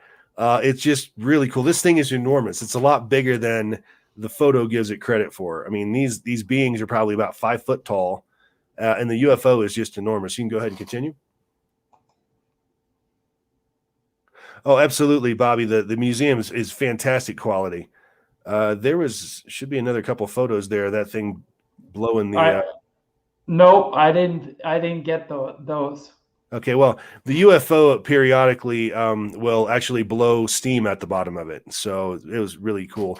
But this is an example of UFOs and pop culture and things of that nature. We've got the Communion, the author, that gentleman. We've got the Betty and Barney Hill story here. I mean, this place covers everything. It leaves no stone unturned.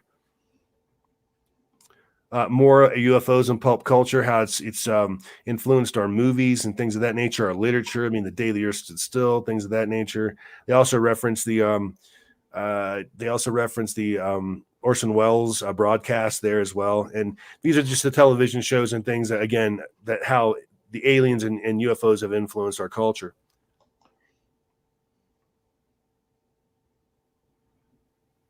Day the Earth Stood Still. Go ahead, Tim. Go on.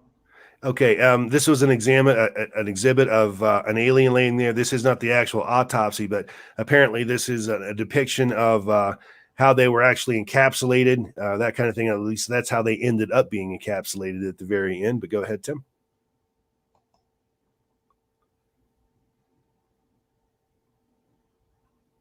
That wasn't a great shot. I had to stick my hand over the ropes on that one. Another example of, of an alien in a tube, being preserved.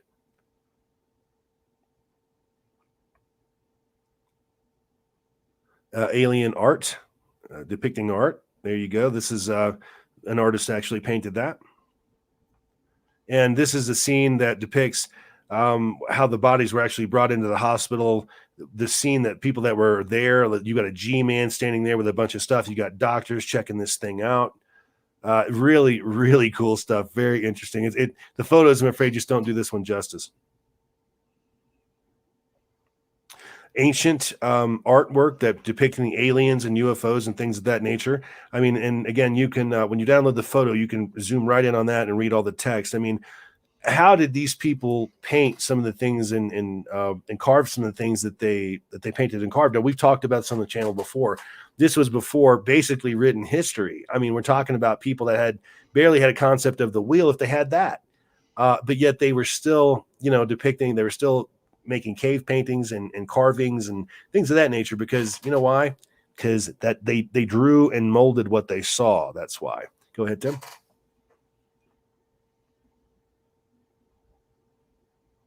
These little dioramas are all over Roswell. Now, there's several obviously in the museum, and I'm sure I have some better photos of them. But I mean, you'll see them at McDonald's. You'll see them just the strangest places. It's crazy. There was one on a pole, a little diorama on a pole outside of this, like a tattoo parlor. It was like a strip mall, but a tattoo parlor was in there.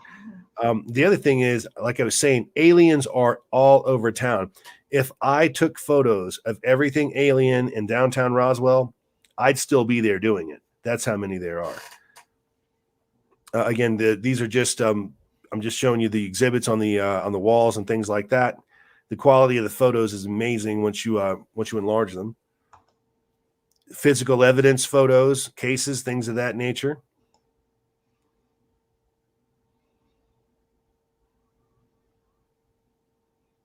Those look like implants. Yep, they are implants. I mean, they've got everything there. I mean, they've left no stone unturned. They really haven't. I mean, this is for $5. $5 for this cost of this museum. I just couldn't believe it. Got some old style photos there. Old 35 millimeters and above. Worldwide reports. More photos. Even more photos. These are all the photos that were taken way back in the days. We're talking about from the 50s up until probably the 80s or so, something like that, that you're seeing in this collage. Yeah, these aren't UFOs. These are IFOs, which are identified flying objects. They identified them. Right. More aliens and art.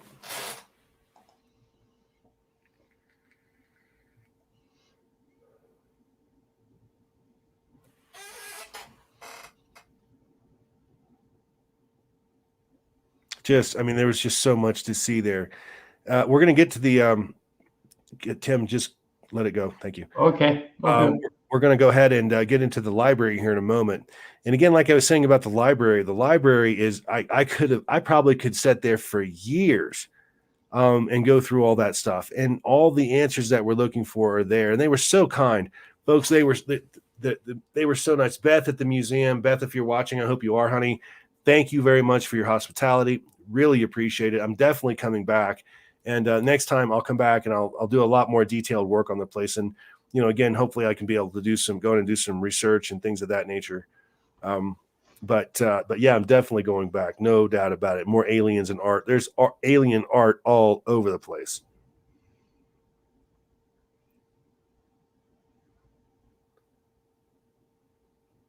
Crop circles. Possible anatomy of an alien craft, according to Bob Lazar. Another diorama. There's Tim's favorite back there. You see him? What do they call that? What do they call that one, Tim? The Hanabu. The Hanabu. German saucer. Yeah. There's another scene of the Hanabu. Or, well, no, that's not the Hanabu. That's the Vril. Yeah.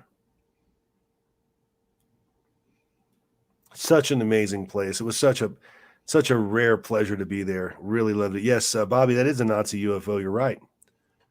Yep. A lot of the art was actually painted by people that claim to be abductees. Well, experiencers.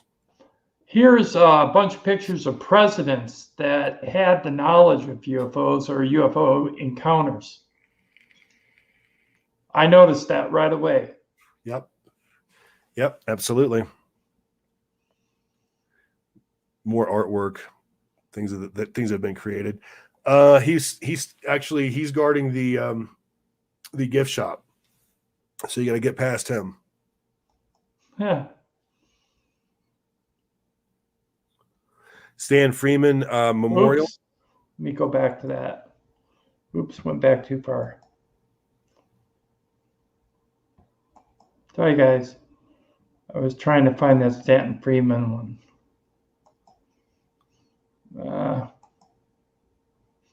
I think I missed it. It's all right. It's still, keep going. It's going.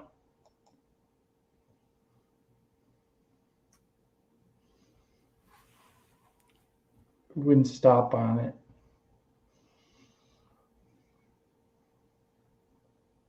It's Mac Brazel. Yep. Presidents, and it's again all the plaques and stuff. You can read it if you download it. You can read it like you're standing there. 80% of it, and the other 20% is still legible, in my opinion. Very impressed with the job this camera did. Here we go. Stan Freeman Memorial, and he's not the only one. They've also got another wall of people that have passed. I don't think I have a picture of that. Should be the next one. No, that's not it. Anyway, there's another wall of. Here we go. That's it. These are also folks that have been involved in ufology over the years and have passed.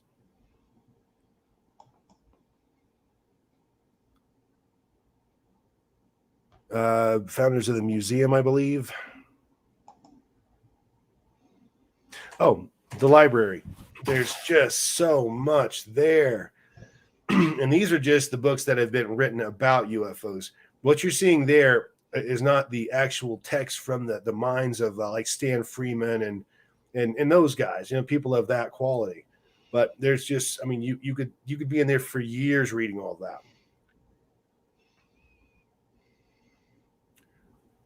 And that's how deep it is. I mean, the thing just goes on forever. It's the photos just really don't do it. There's another piece of art depicting the crash, but the photos really don't do the size of this thing justice. Not sure what the significance of the cars are up on the. I wondered about that. I don't know what that is. I didn't really notice it when I took the photo. Got a hunk of meteor sitting there. But this is the library of the text.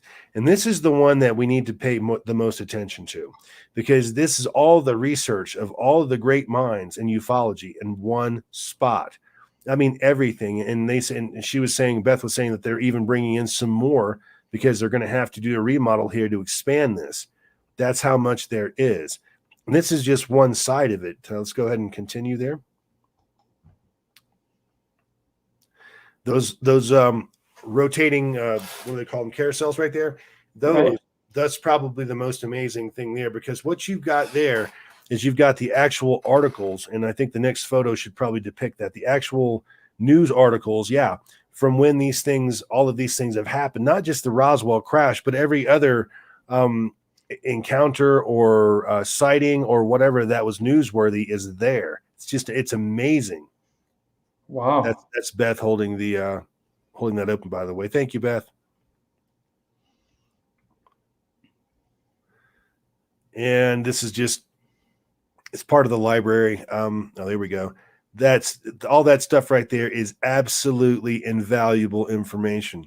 I'll tell you, it's so important, I think, to the cause. I wish that was behind glass with a halon system or something, in case, in case the place caught fire. I really do, because it's that important. I mean, that's all of it right there, folks. That's everything that we know about UFOs in one spot.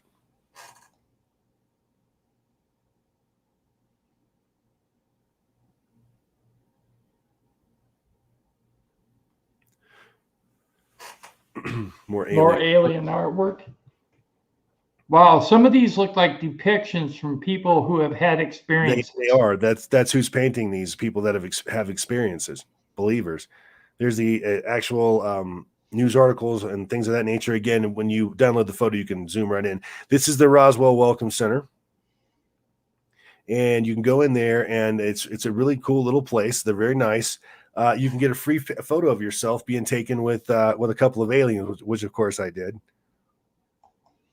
Yeah, we showed that on last week's live stream. And here are the two aliens, though. Yep. Stand between those guys and get your photo taken for free. They have all kinds of information there. Really neat. Heck? What? No, nothing. There's the McDonald's shaped like a UFO. And I'll tell you, it lights up, and it's super, super cool. And wouldn't you know that I kept meaning to go back there at night and get a photo of that, and guess what? I didn't. A video would be, I think, more appropriate, because it does all kinds of cool stuff. But when you're in town, you got to hit that McDonald's for sure. This is just some beer I found at the local liquor store.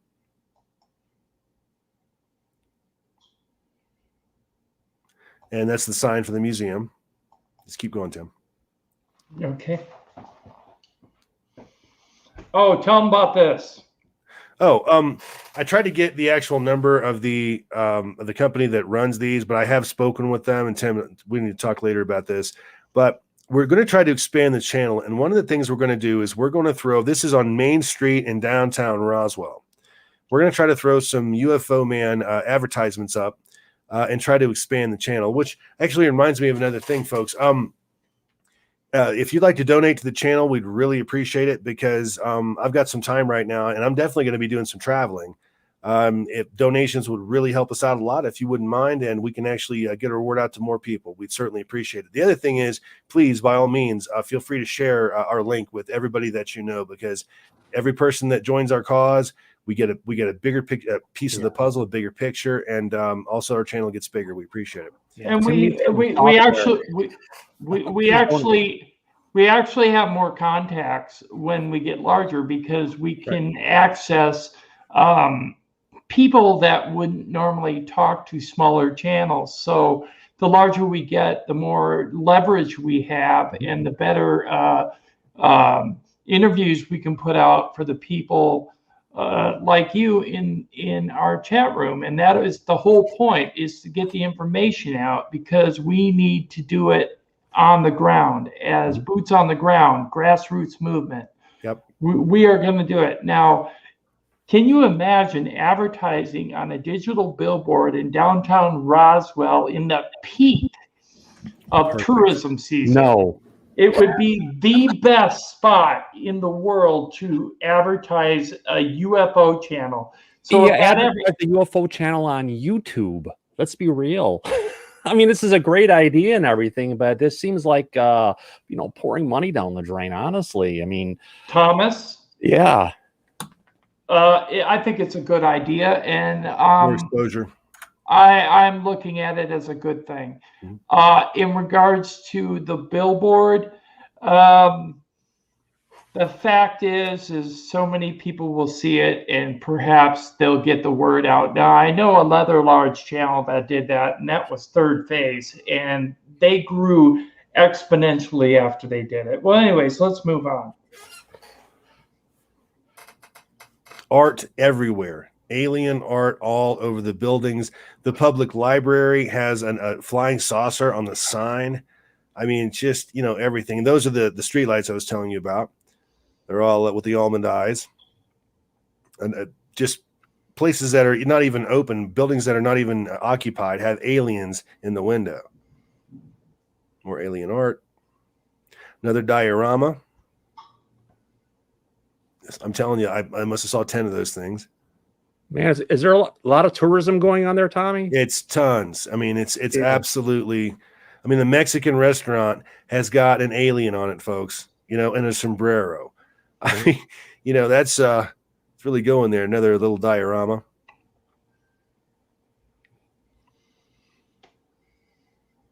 I highly recommend this trip if you're a ufologist. Again, everything. I mean, even maybe it's the COVID thing or whatever, but everything was incredibly reasonably priced. Other than if you wanted to buy a T-shirt, you're going to pay $30. But I mean, you're going to pay $30 for a T-shirt in any tourist place. But highly recommended. Everything else was dirt cheap. The lodging was cheap and available. The food was cheap. Just a super, super awesome place. There was a steakhouse that I wanted to go to that was real famous, and they were closed, I guess, because of COVID or whatever. But everything else seemed to be open.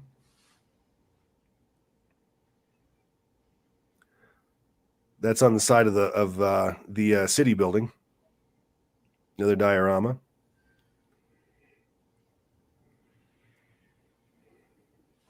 Everything is alien. Look at that cow being sucked up. This is one of the attractions called the Spacewalk, and I have a video of this.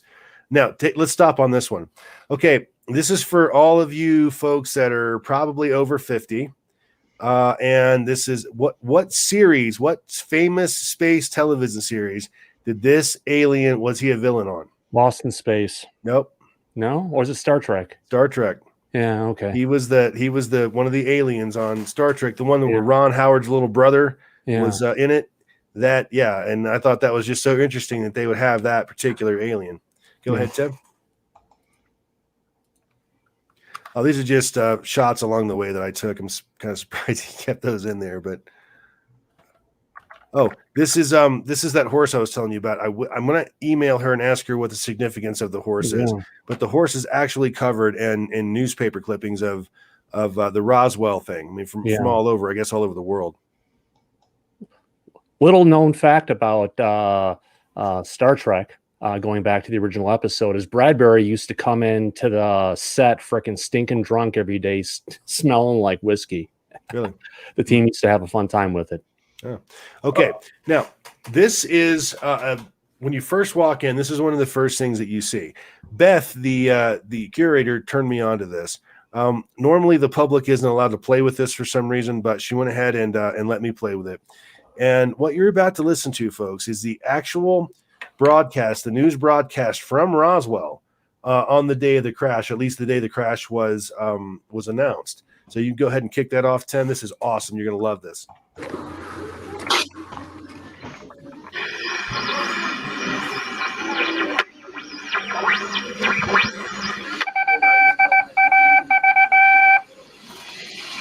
The American Broadcasting Company and affiliated stations present Headline Edition with Taylor Grant.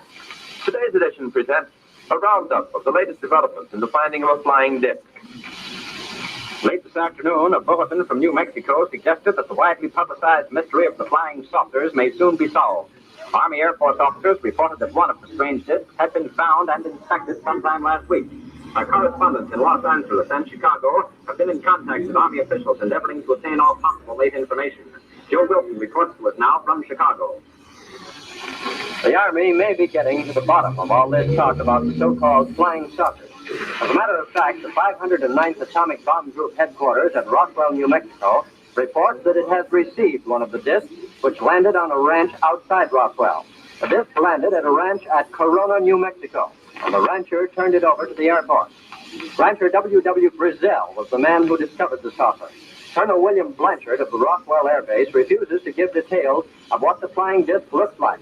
In Fort Worth, Texas, where the object was first sent, Brigadier General Roger RENE says that it is being shipped by air to the AAF Research Center at Wright Field, Ohio. A few moments ago, I talked to officials at Wright Field, and they declared that they expect the so-called flying saucer to be delivered there, but that it hasn't arrived as yet. Ramey. They're quoting Ramey at that point. They're quoting people at Wright Field, which is right past an Air Force Base where I grew up. They're quoting these folks. I mean, this happened. This went down, folks. This and to come out with the weather balloon thing is just such BS. I mean, even people back in the day, I'm sure, probably figured this was BS. And this is back when, just after the Second World War, when people tended to trust the government a lot more. There was still a lot of skepticism. Again, it was just a magical thing to do. This really happened. There's no doubt about it. And the folks in Roswell, they don't have any doubt about it either. Okay, the next video clip I have is your spacewalk. Yeah, this is actually it really doesn't have anything to do with proving whether aliens exist or not, but it's one of the cool attractions in Roswell. I did two versions of this. I did one with my cell phone and one with my camera. My camera is a little bit dark. My cell phone was better. I did not get that over to Tim in time, but this just gives you an idea. This is one of the wristbands that you get when you pay your $5. It's $5.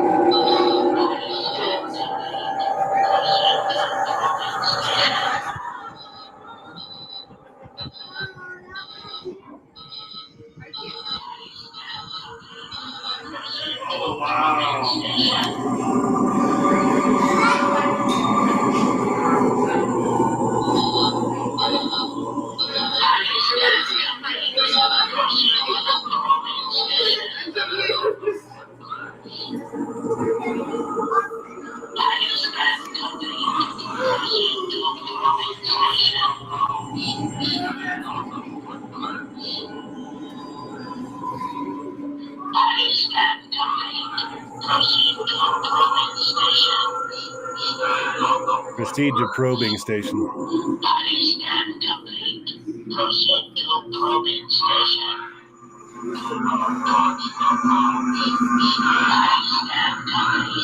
Proceed to probing station. They're calling you, Tommy. Probing station. I was on the way.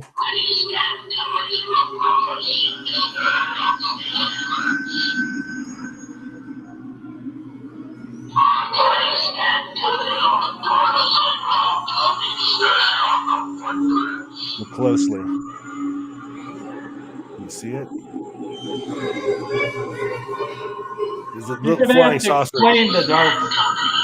Yeah, there's a little flying saucer cruising around. You can see it in that cell phone one, but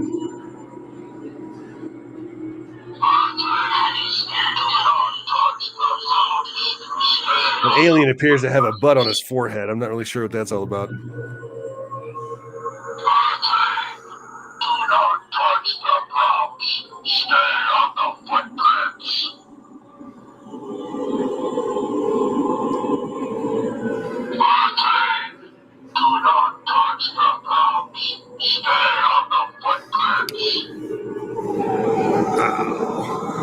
Neat.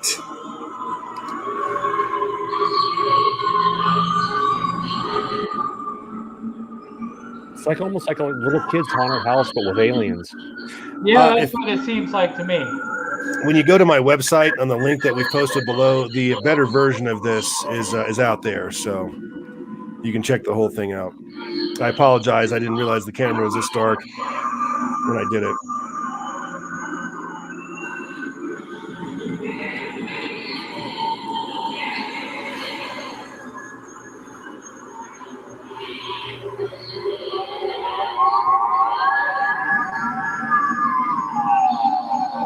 Well, that reminds me of a sound effect from Lost in Space.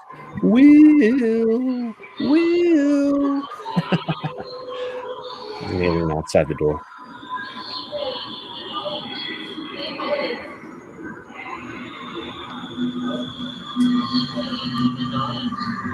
This is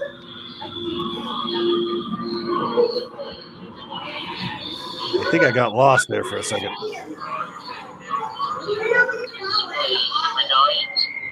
There we go.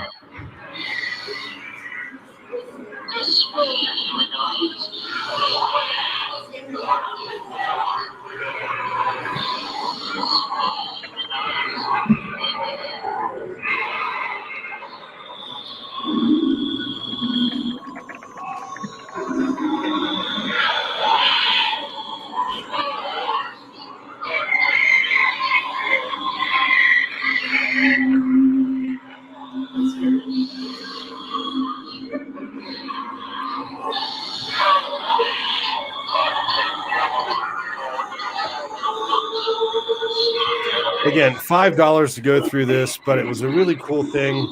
Give you a little glow-in-the-dark wristband, which was neat. I spoke with the curator there. His name was Brian. A real nice guy. Welcomed us with open arms. Anytime I want to come back for free, no problem. Photographs, whatever we want. Gave us full access to everything. So very nice people there.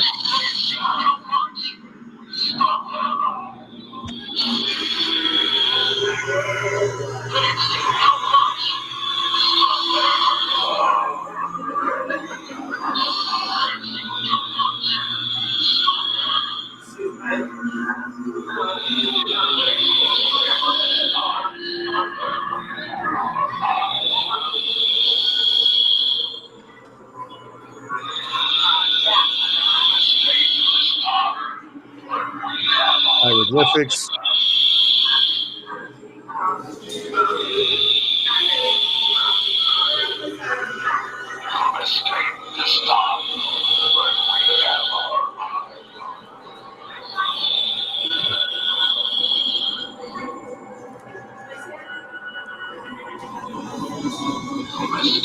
I got a really nice gift shop at this place too, which you'll see in a moment.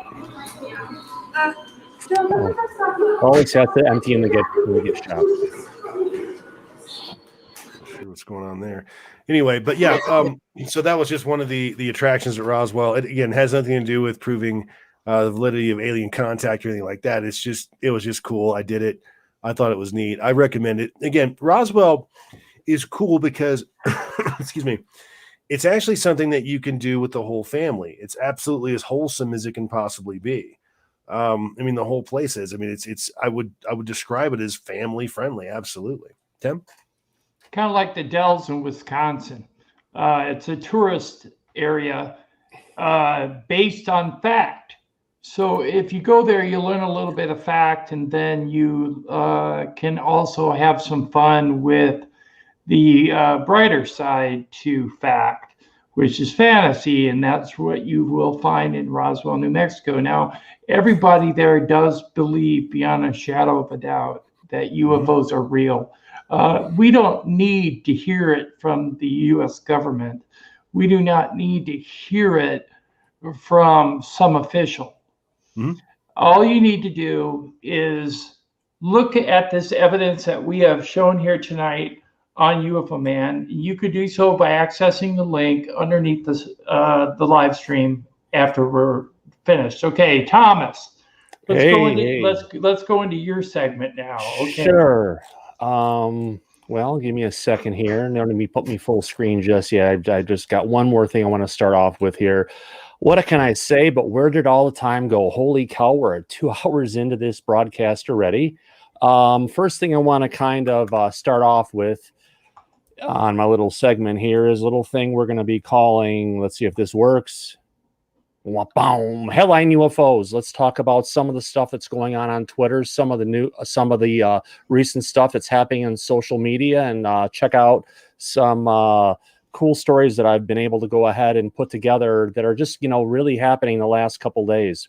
So if I start off with the first story here, one of the things I want to go ahead and highlight is Lou Elizondo brought up a really good quote about a lot of these video clips that we're seeing on Fox News, on CNN. I mean, I'm sure you've seen them all. We've even had them up here on the UFO Man channel recently, and his quote was freaking priceless. And it goes on to talk about a lot of the bad UFO clips that they have on here that Tim has pointed out to me time and time again. That's a fake. It's not real. Why are they showing it? So here's what Lou had to say. Although I'm encouraged by the media's interest and pursuit of this enigmatic topic, I remain frustrated by the silly and sometimes fake photos and videos that often accompany the broadcasts when legitimate footage is available and far more compelling. There you have it. I couldn't say it better myself. I don't think Tim or Tommy could say it better themselves. It's just well, it's kind of like that Fox newscast that they've repeated twice now that had the debunked orange starburst UFO video in it, and they knew it was fraudulent, but they were portraying it as a credible piece.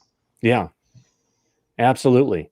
On the subject of Lou Elizondo, I ran into a tweet, actually a post on Reddit that led me to a video on YouTube of Lou Elizondo going and talking back in a MUFON symposium on July 29th of 2018. Now, there's a really good question that they're going to ask Lou, and I want you to listen to that question. More importantly, I want you to listen to the answer that he gives, because I don't think that anyone else out there has really picked up on this exact text. So, and then again, I didn't know we were going to show some of this stuff on the live screen. So on the live stream. So let's go ahead and check this out, Tim. I just have one little comment and a follow-up question. Can you guys hear that? And, yes. You may want to think about it for a second, but everything that you've told us tonight are things that we figured out 50 years ago. And we've known all these things, especially in terms of the 5 observables related to how these craft behave and so forth. And so clearly right now, today, as we stand here in this room, all these people have dedicated their lives to the study of this for a reason. And one of the reasons that we've done it is so that we could have some kind of validation regarding the things that we know. And now we have this through the ATIP program. It is acknowledged that these objects exist. And you mentioned that you never touched on the questions of who's behind the wheel, and that kind of thing, and what are their intentions. And so we can spend another 50 years saying, well, that object was red and it did this, but why? We know that these objects are real. And so my question to you is, what is truly the next step? Are we not talking about exopolitics? Well, what we haven't discussed yet is the fact that it's not just we know what the observables are, we now know the physics. For the first time, we have the mathematical formulas with the scientific modeling, with the observations of eyewitnesses, with the electro-optical data, with the electromechanical data such as radar returns, all saying the same thing. And it's not just speculation now. We actually have models, the physics. We understand at the quantum level how that works.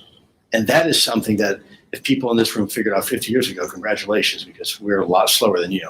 But that for me is what's so exciting. So again, half my mission of how it works, that was, I think, the accomplishment, the contribution of ATIP, is that we did get the best minds to figure out the mathematics and modeling to say, this isn't 1,000 years in the future. This may not even be 100 years in the future. This might just be 25 years in the future. I mean, a lot of us in this room may be around to actually begin to enjoy and exploit some of this technology. I mean, that's profound. So, one more time. There you go. I apologize. There you go. Yeah, 25 years. 25 years. Well, I'm not going to say how old I'll be then, but that's okay. Yeah. That's just some amazing stuff that, we haven't heard before, honestly. Let me take care of this so I can actually hear again. I had to turn my audio off so it didn't echo too much. Yeah, but that's just some amazing stuff. Now, the next piece that I ran into, check out this headline. China is communicating with aliens. No one knows what's going on between them. How does that make you feel, Tim? Yeah, it makes me feel a little concerned because the Germans did the same thing and tried to take over the world. So China's trying to do that now. So what is the deal? So go on, Thomas. Here we go. An American scientist revealed that China is in contact with space creatures in the outside world, and no one knows the content of these contacts or talks between the two sides. But the American space scientist says that these contacts are worrying. A former chairman of the board of the trustees of American SETI University, John Hurd, said the American experts are concerned about the possible contacts that China is making with aliens. This is an amazing story. It goes into talk about that they're using their space telescope, and they think they've got a method that they're using to go ahead and communicate and open communications with aliens. Now, we all know that the patents were all granted to Salvatore Paius's, which I've covered several times, inventions, because they said the Chinese had similar inventions, and if we don't get this patented and open up, they're going to get ahead of us. So, right. The question is. And also, China has been landing that rover on the backside of the moon, took that core sample. And no, it's on the front side, actually. Okay, but they also landed a rover on the backside, and what they found, they never made public. Exactly. So the real question is, if the Chinese are in contact with and we're worried about, and if they're talking to them, that means we have to be talking to them as well. And I'd almost be more worried about what's happening in Washington, D.C. and what they've been hiding from us. What do you think, Tommy? You know, it's really hard to say.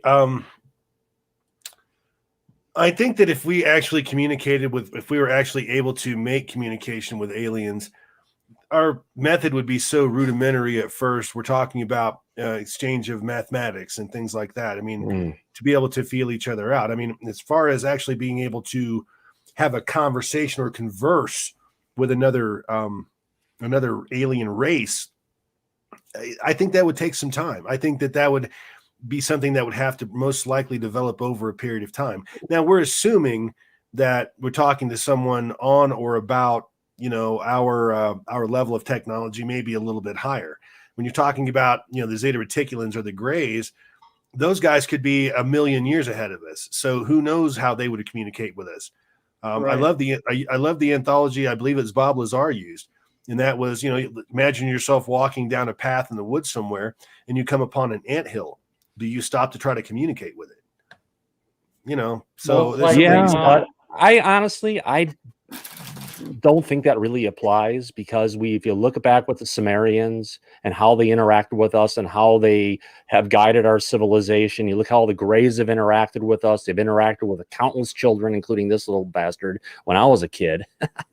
You know, I don't think it's this anthill methodology where you can't communicate with us. They're communicating with us telepathically. They're going and, you know, where I can't look at you right now, but they're looking, you know, eye to eye, and they're putting thoughts into our minds. And there's been plenty of talks about us actually even killing some aliens and that were in federal government, what do you call it, custody.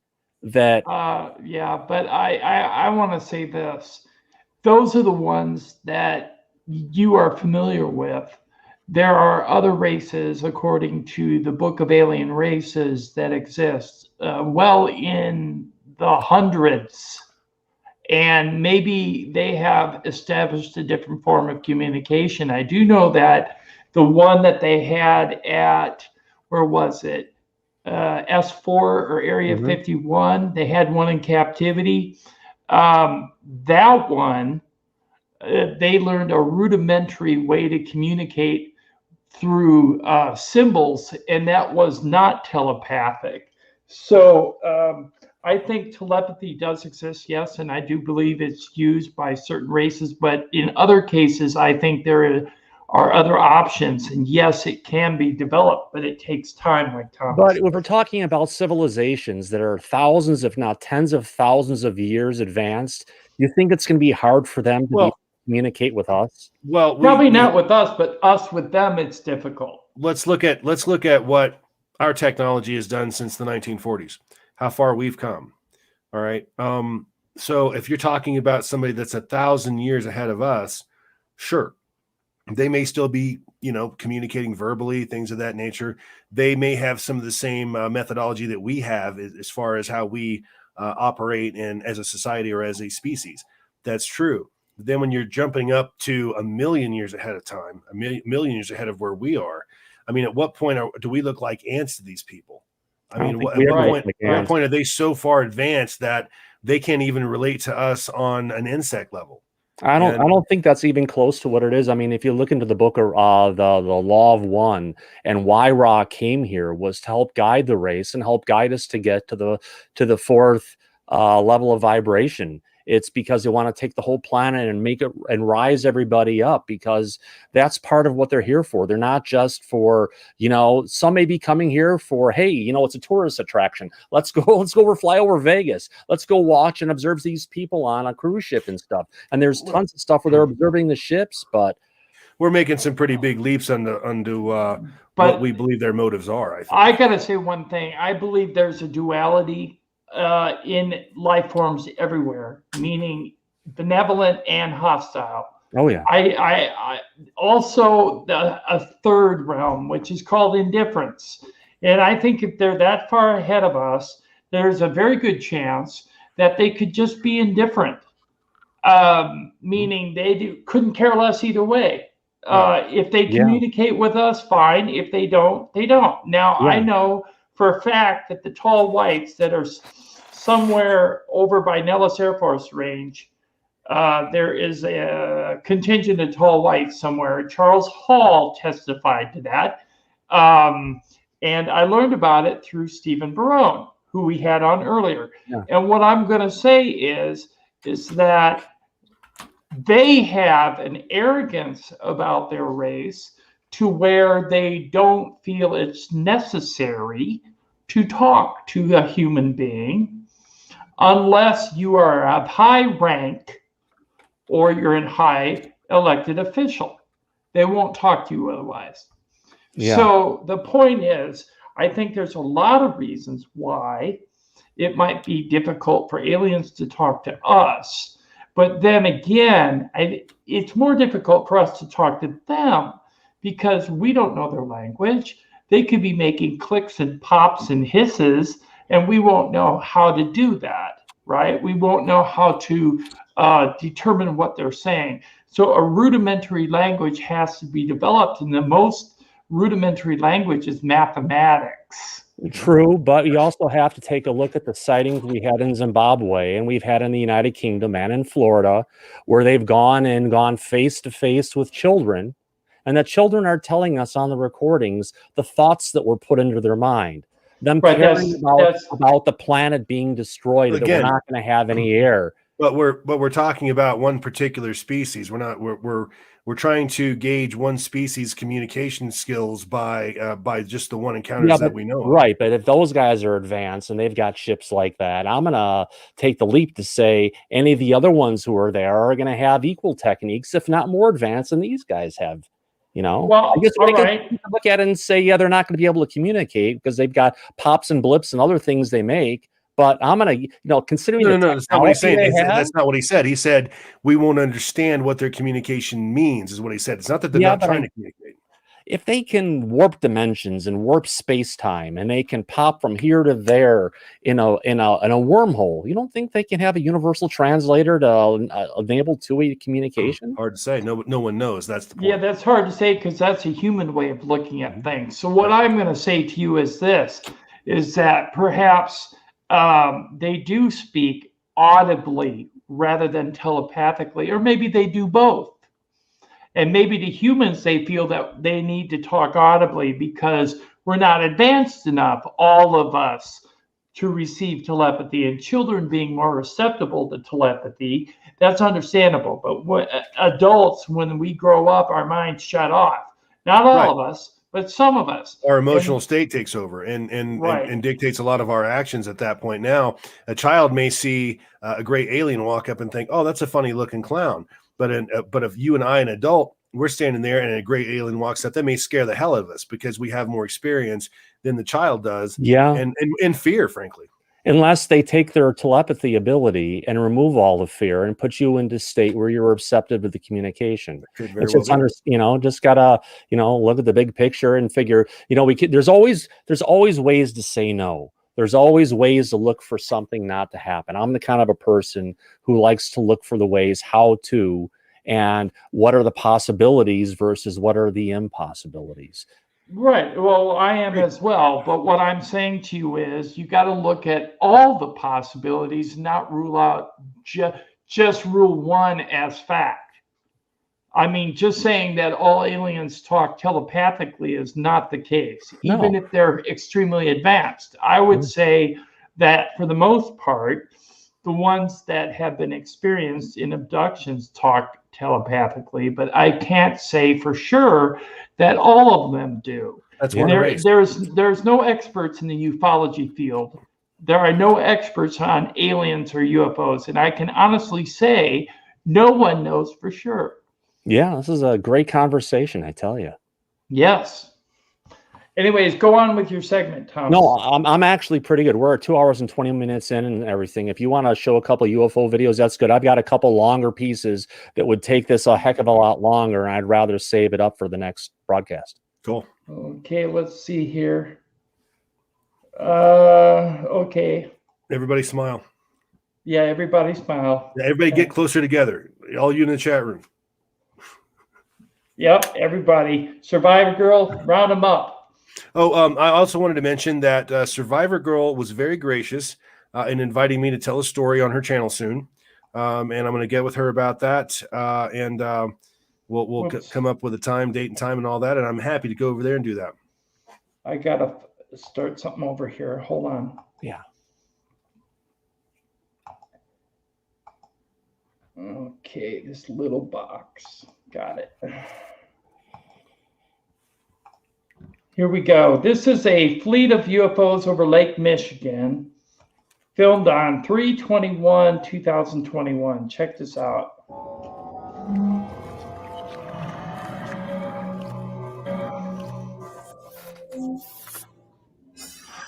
Okay. All right. What is this? Oh, from downtown, yeah. Are you serious? Yeah. Okay, now it's broad daylight. Well, not broad daylight, but Light enough to see light the enough. And there go another airplane flying over top. That big one's got to be huge.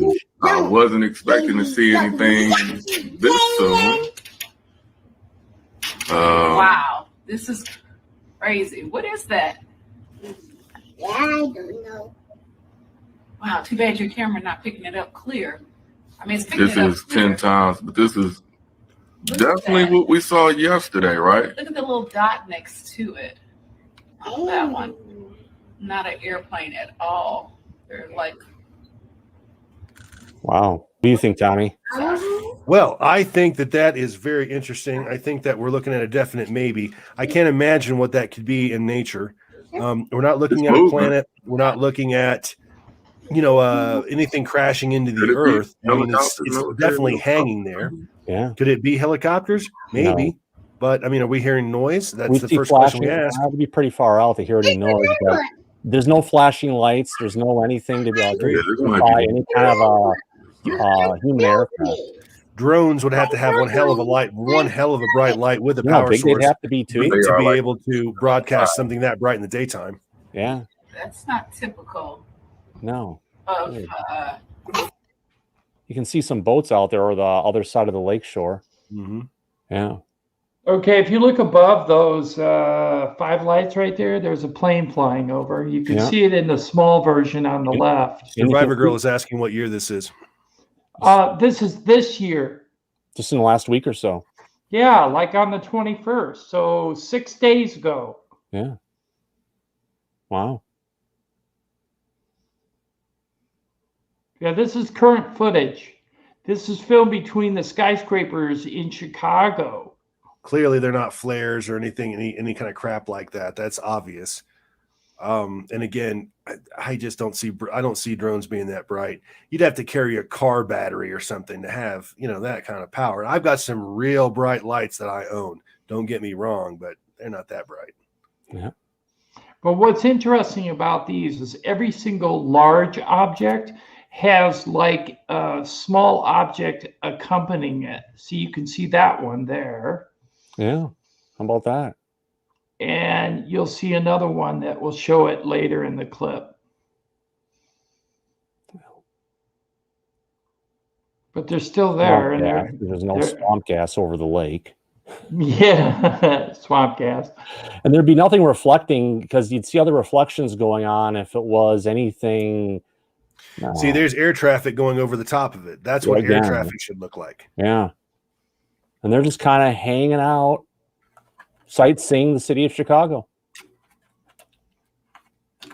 Come in and see the last days of the human race. I'm more optimistic than that.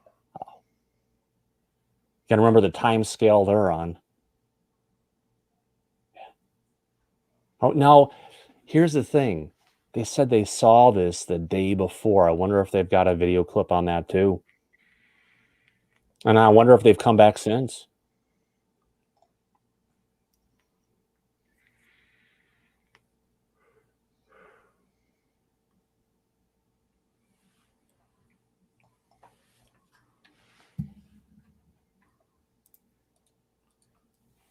They're actually in their apartment, Scratch, not a hotel room. Yeah, they're in a condo.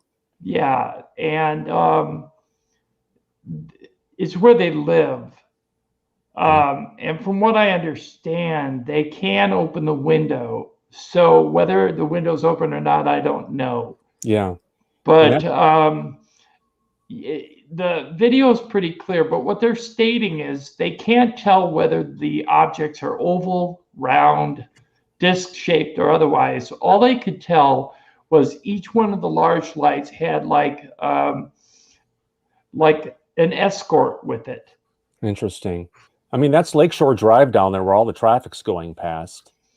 You could see the singular smaller orbs to the left of each one of the big ones. Probably like North Lakeshore Drive or something. Yeah.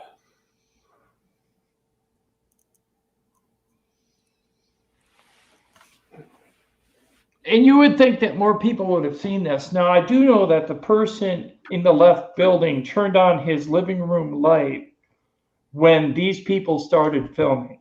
Now, whether they thought that these people were filming the people in the building or whether those people in the building saw what was outside is unknown. Yeah.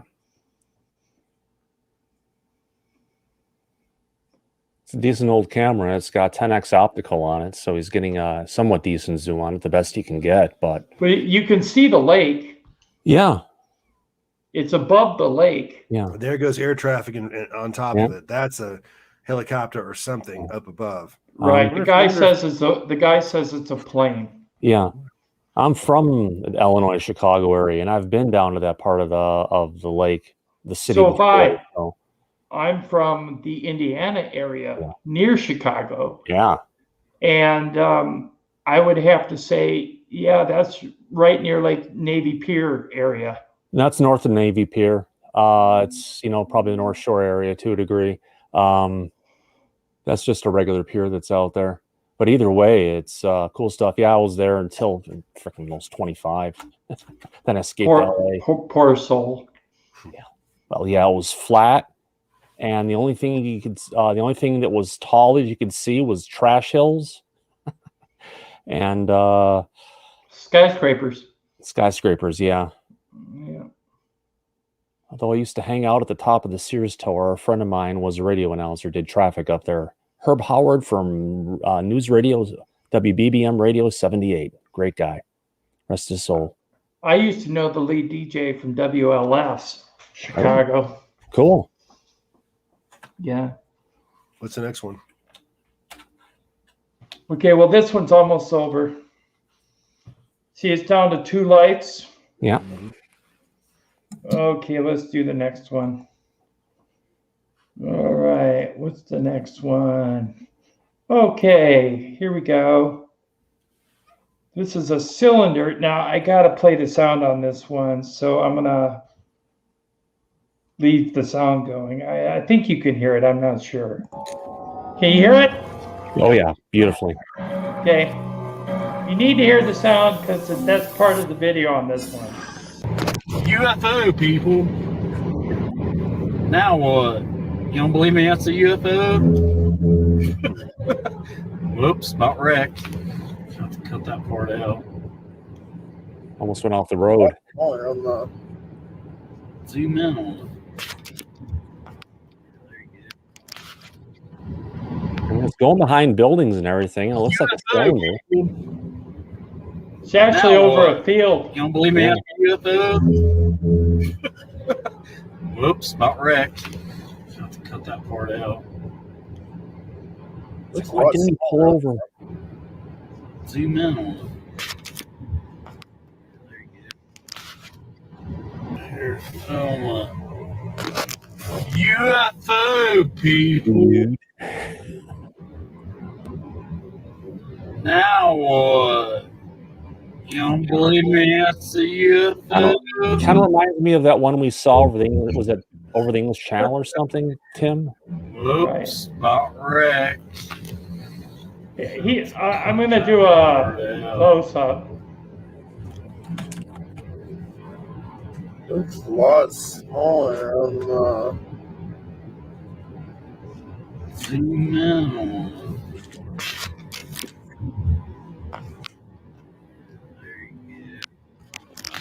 It's really hard to zoom in on because this camera is really bad. Yeah. But Cell phone, there, probably. There it is, zoomed in right there and right there. So those are really hard to see, but it doesn't look like a blimp. It was over a farm field. Have no idea what that was, but you need to check this one out. This one's very interesting. This was a cylinder UFO filmed over a rail yard in Tucson, Arizona.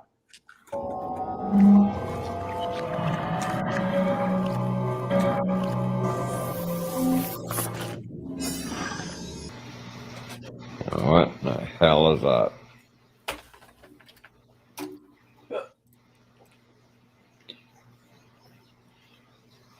Almost looks like that spinning kind of a thing like we saw before. Yeah. What the hell is that? Yeah. Where was that? It was like captured by a GoPro, wasn't it? Yeah. Yeah. But you know, now we've got the same one in the daytime. I like that when we got repeat UFO, you know, different. Right. And this is even a different time of day, which is cool. And this is current too. This is like a couple days ago. Picked up on Tucson. Yeah. What the hell is that? Yeah. You know?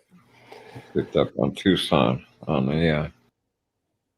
They That's want what, that's what it looked like zoomed in right there. Okay, hold on a second here. You know, Tim, these videos that I'm seeing, you know, it's like they want to be seen. Right.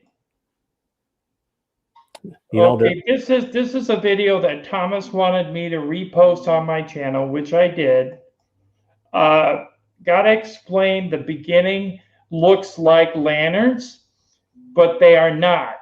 You need to take a look at the video in its entirety to understand why I say that. And here we go. This UFO has some unbelievable properties that almost maybe makes it look like a portal to a degree that's going Hey in. guys, it's UFO Man. Here is a clip coming out of New York State. Here, Yeah. I'll just mute it. Just take a look at this. A bunch of lights. Now, those orange ones look like lanterns, but they're not if you look where they're coming from. Watch this thing. It's creating another one and another one and another one. And these things are dropping out of it one after the other. And they're almost as big as the main ship that's creating these things. Or a portal. Yeah, it's got to be a portal or something where these are all being generated and coming out of.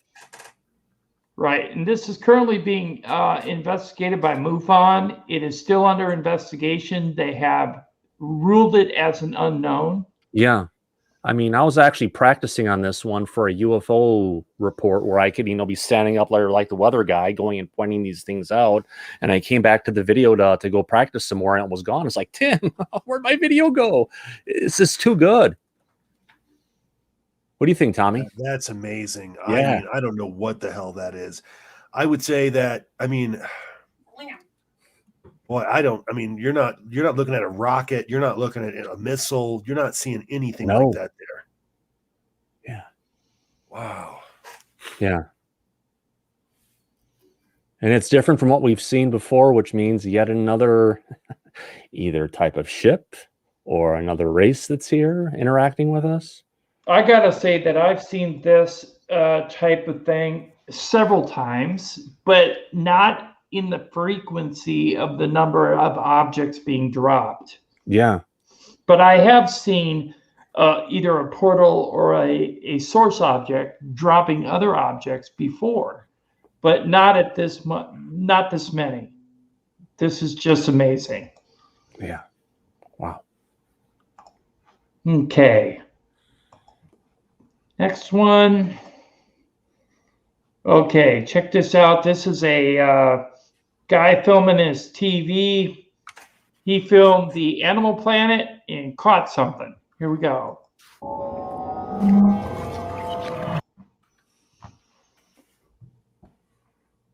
Check this out. The program was called Railroads in Alaska. He was filming his TV, and just above a front-end loader, there's something in the sky. As seen on TV. As seen on TV, yep. Yeah.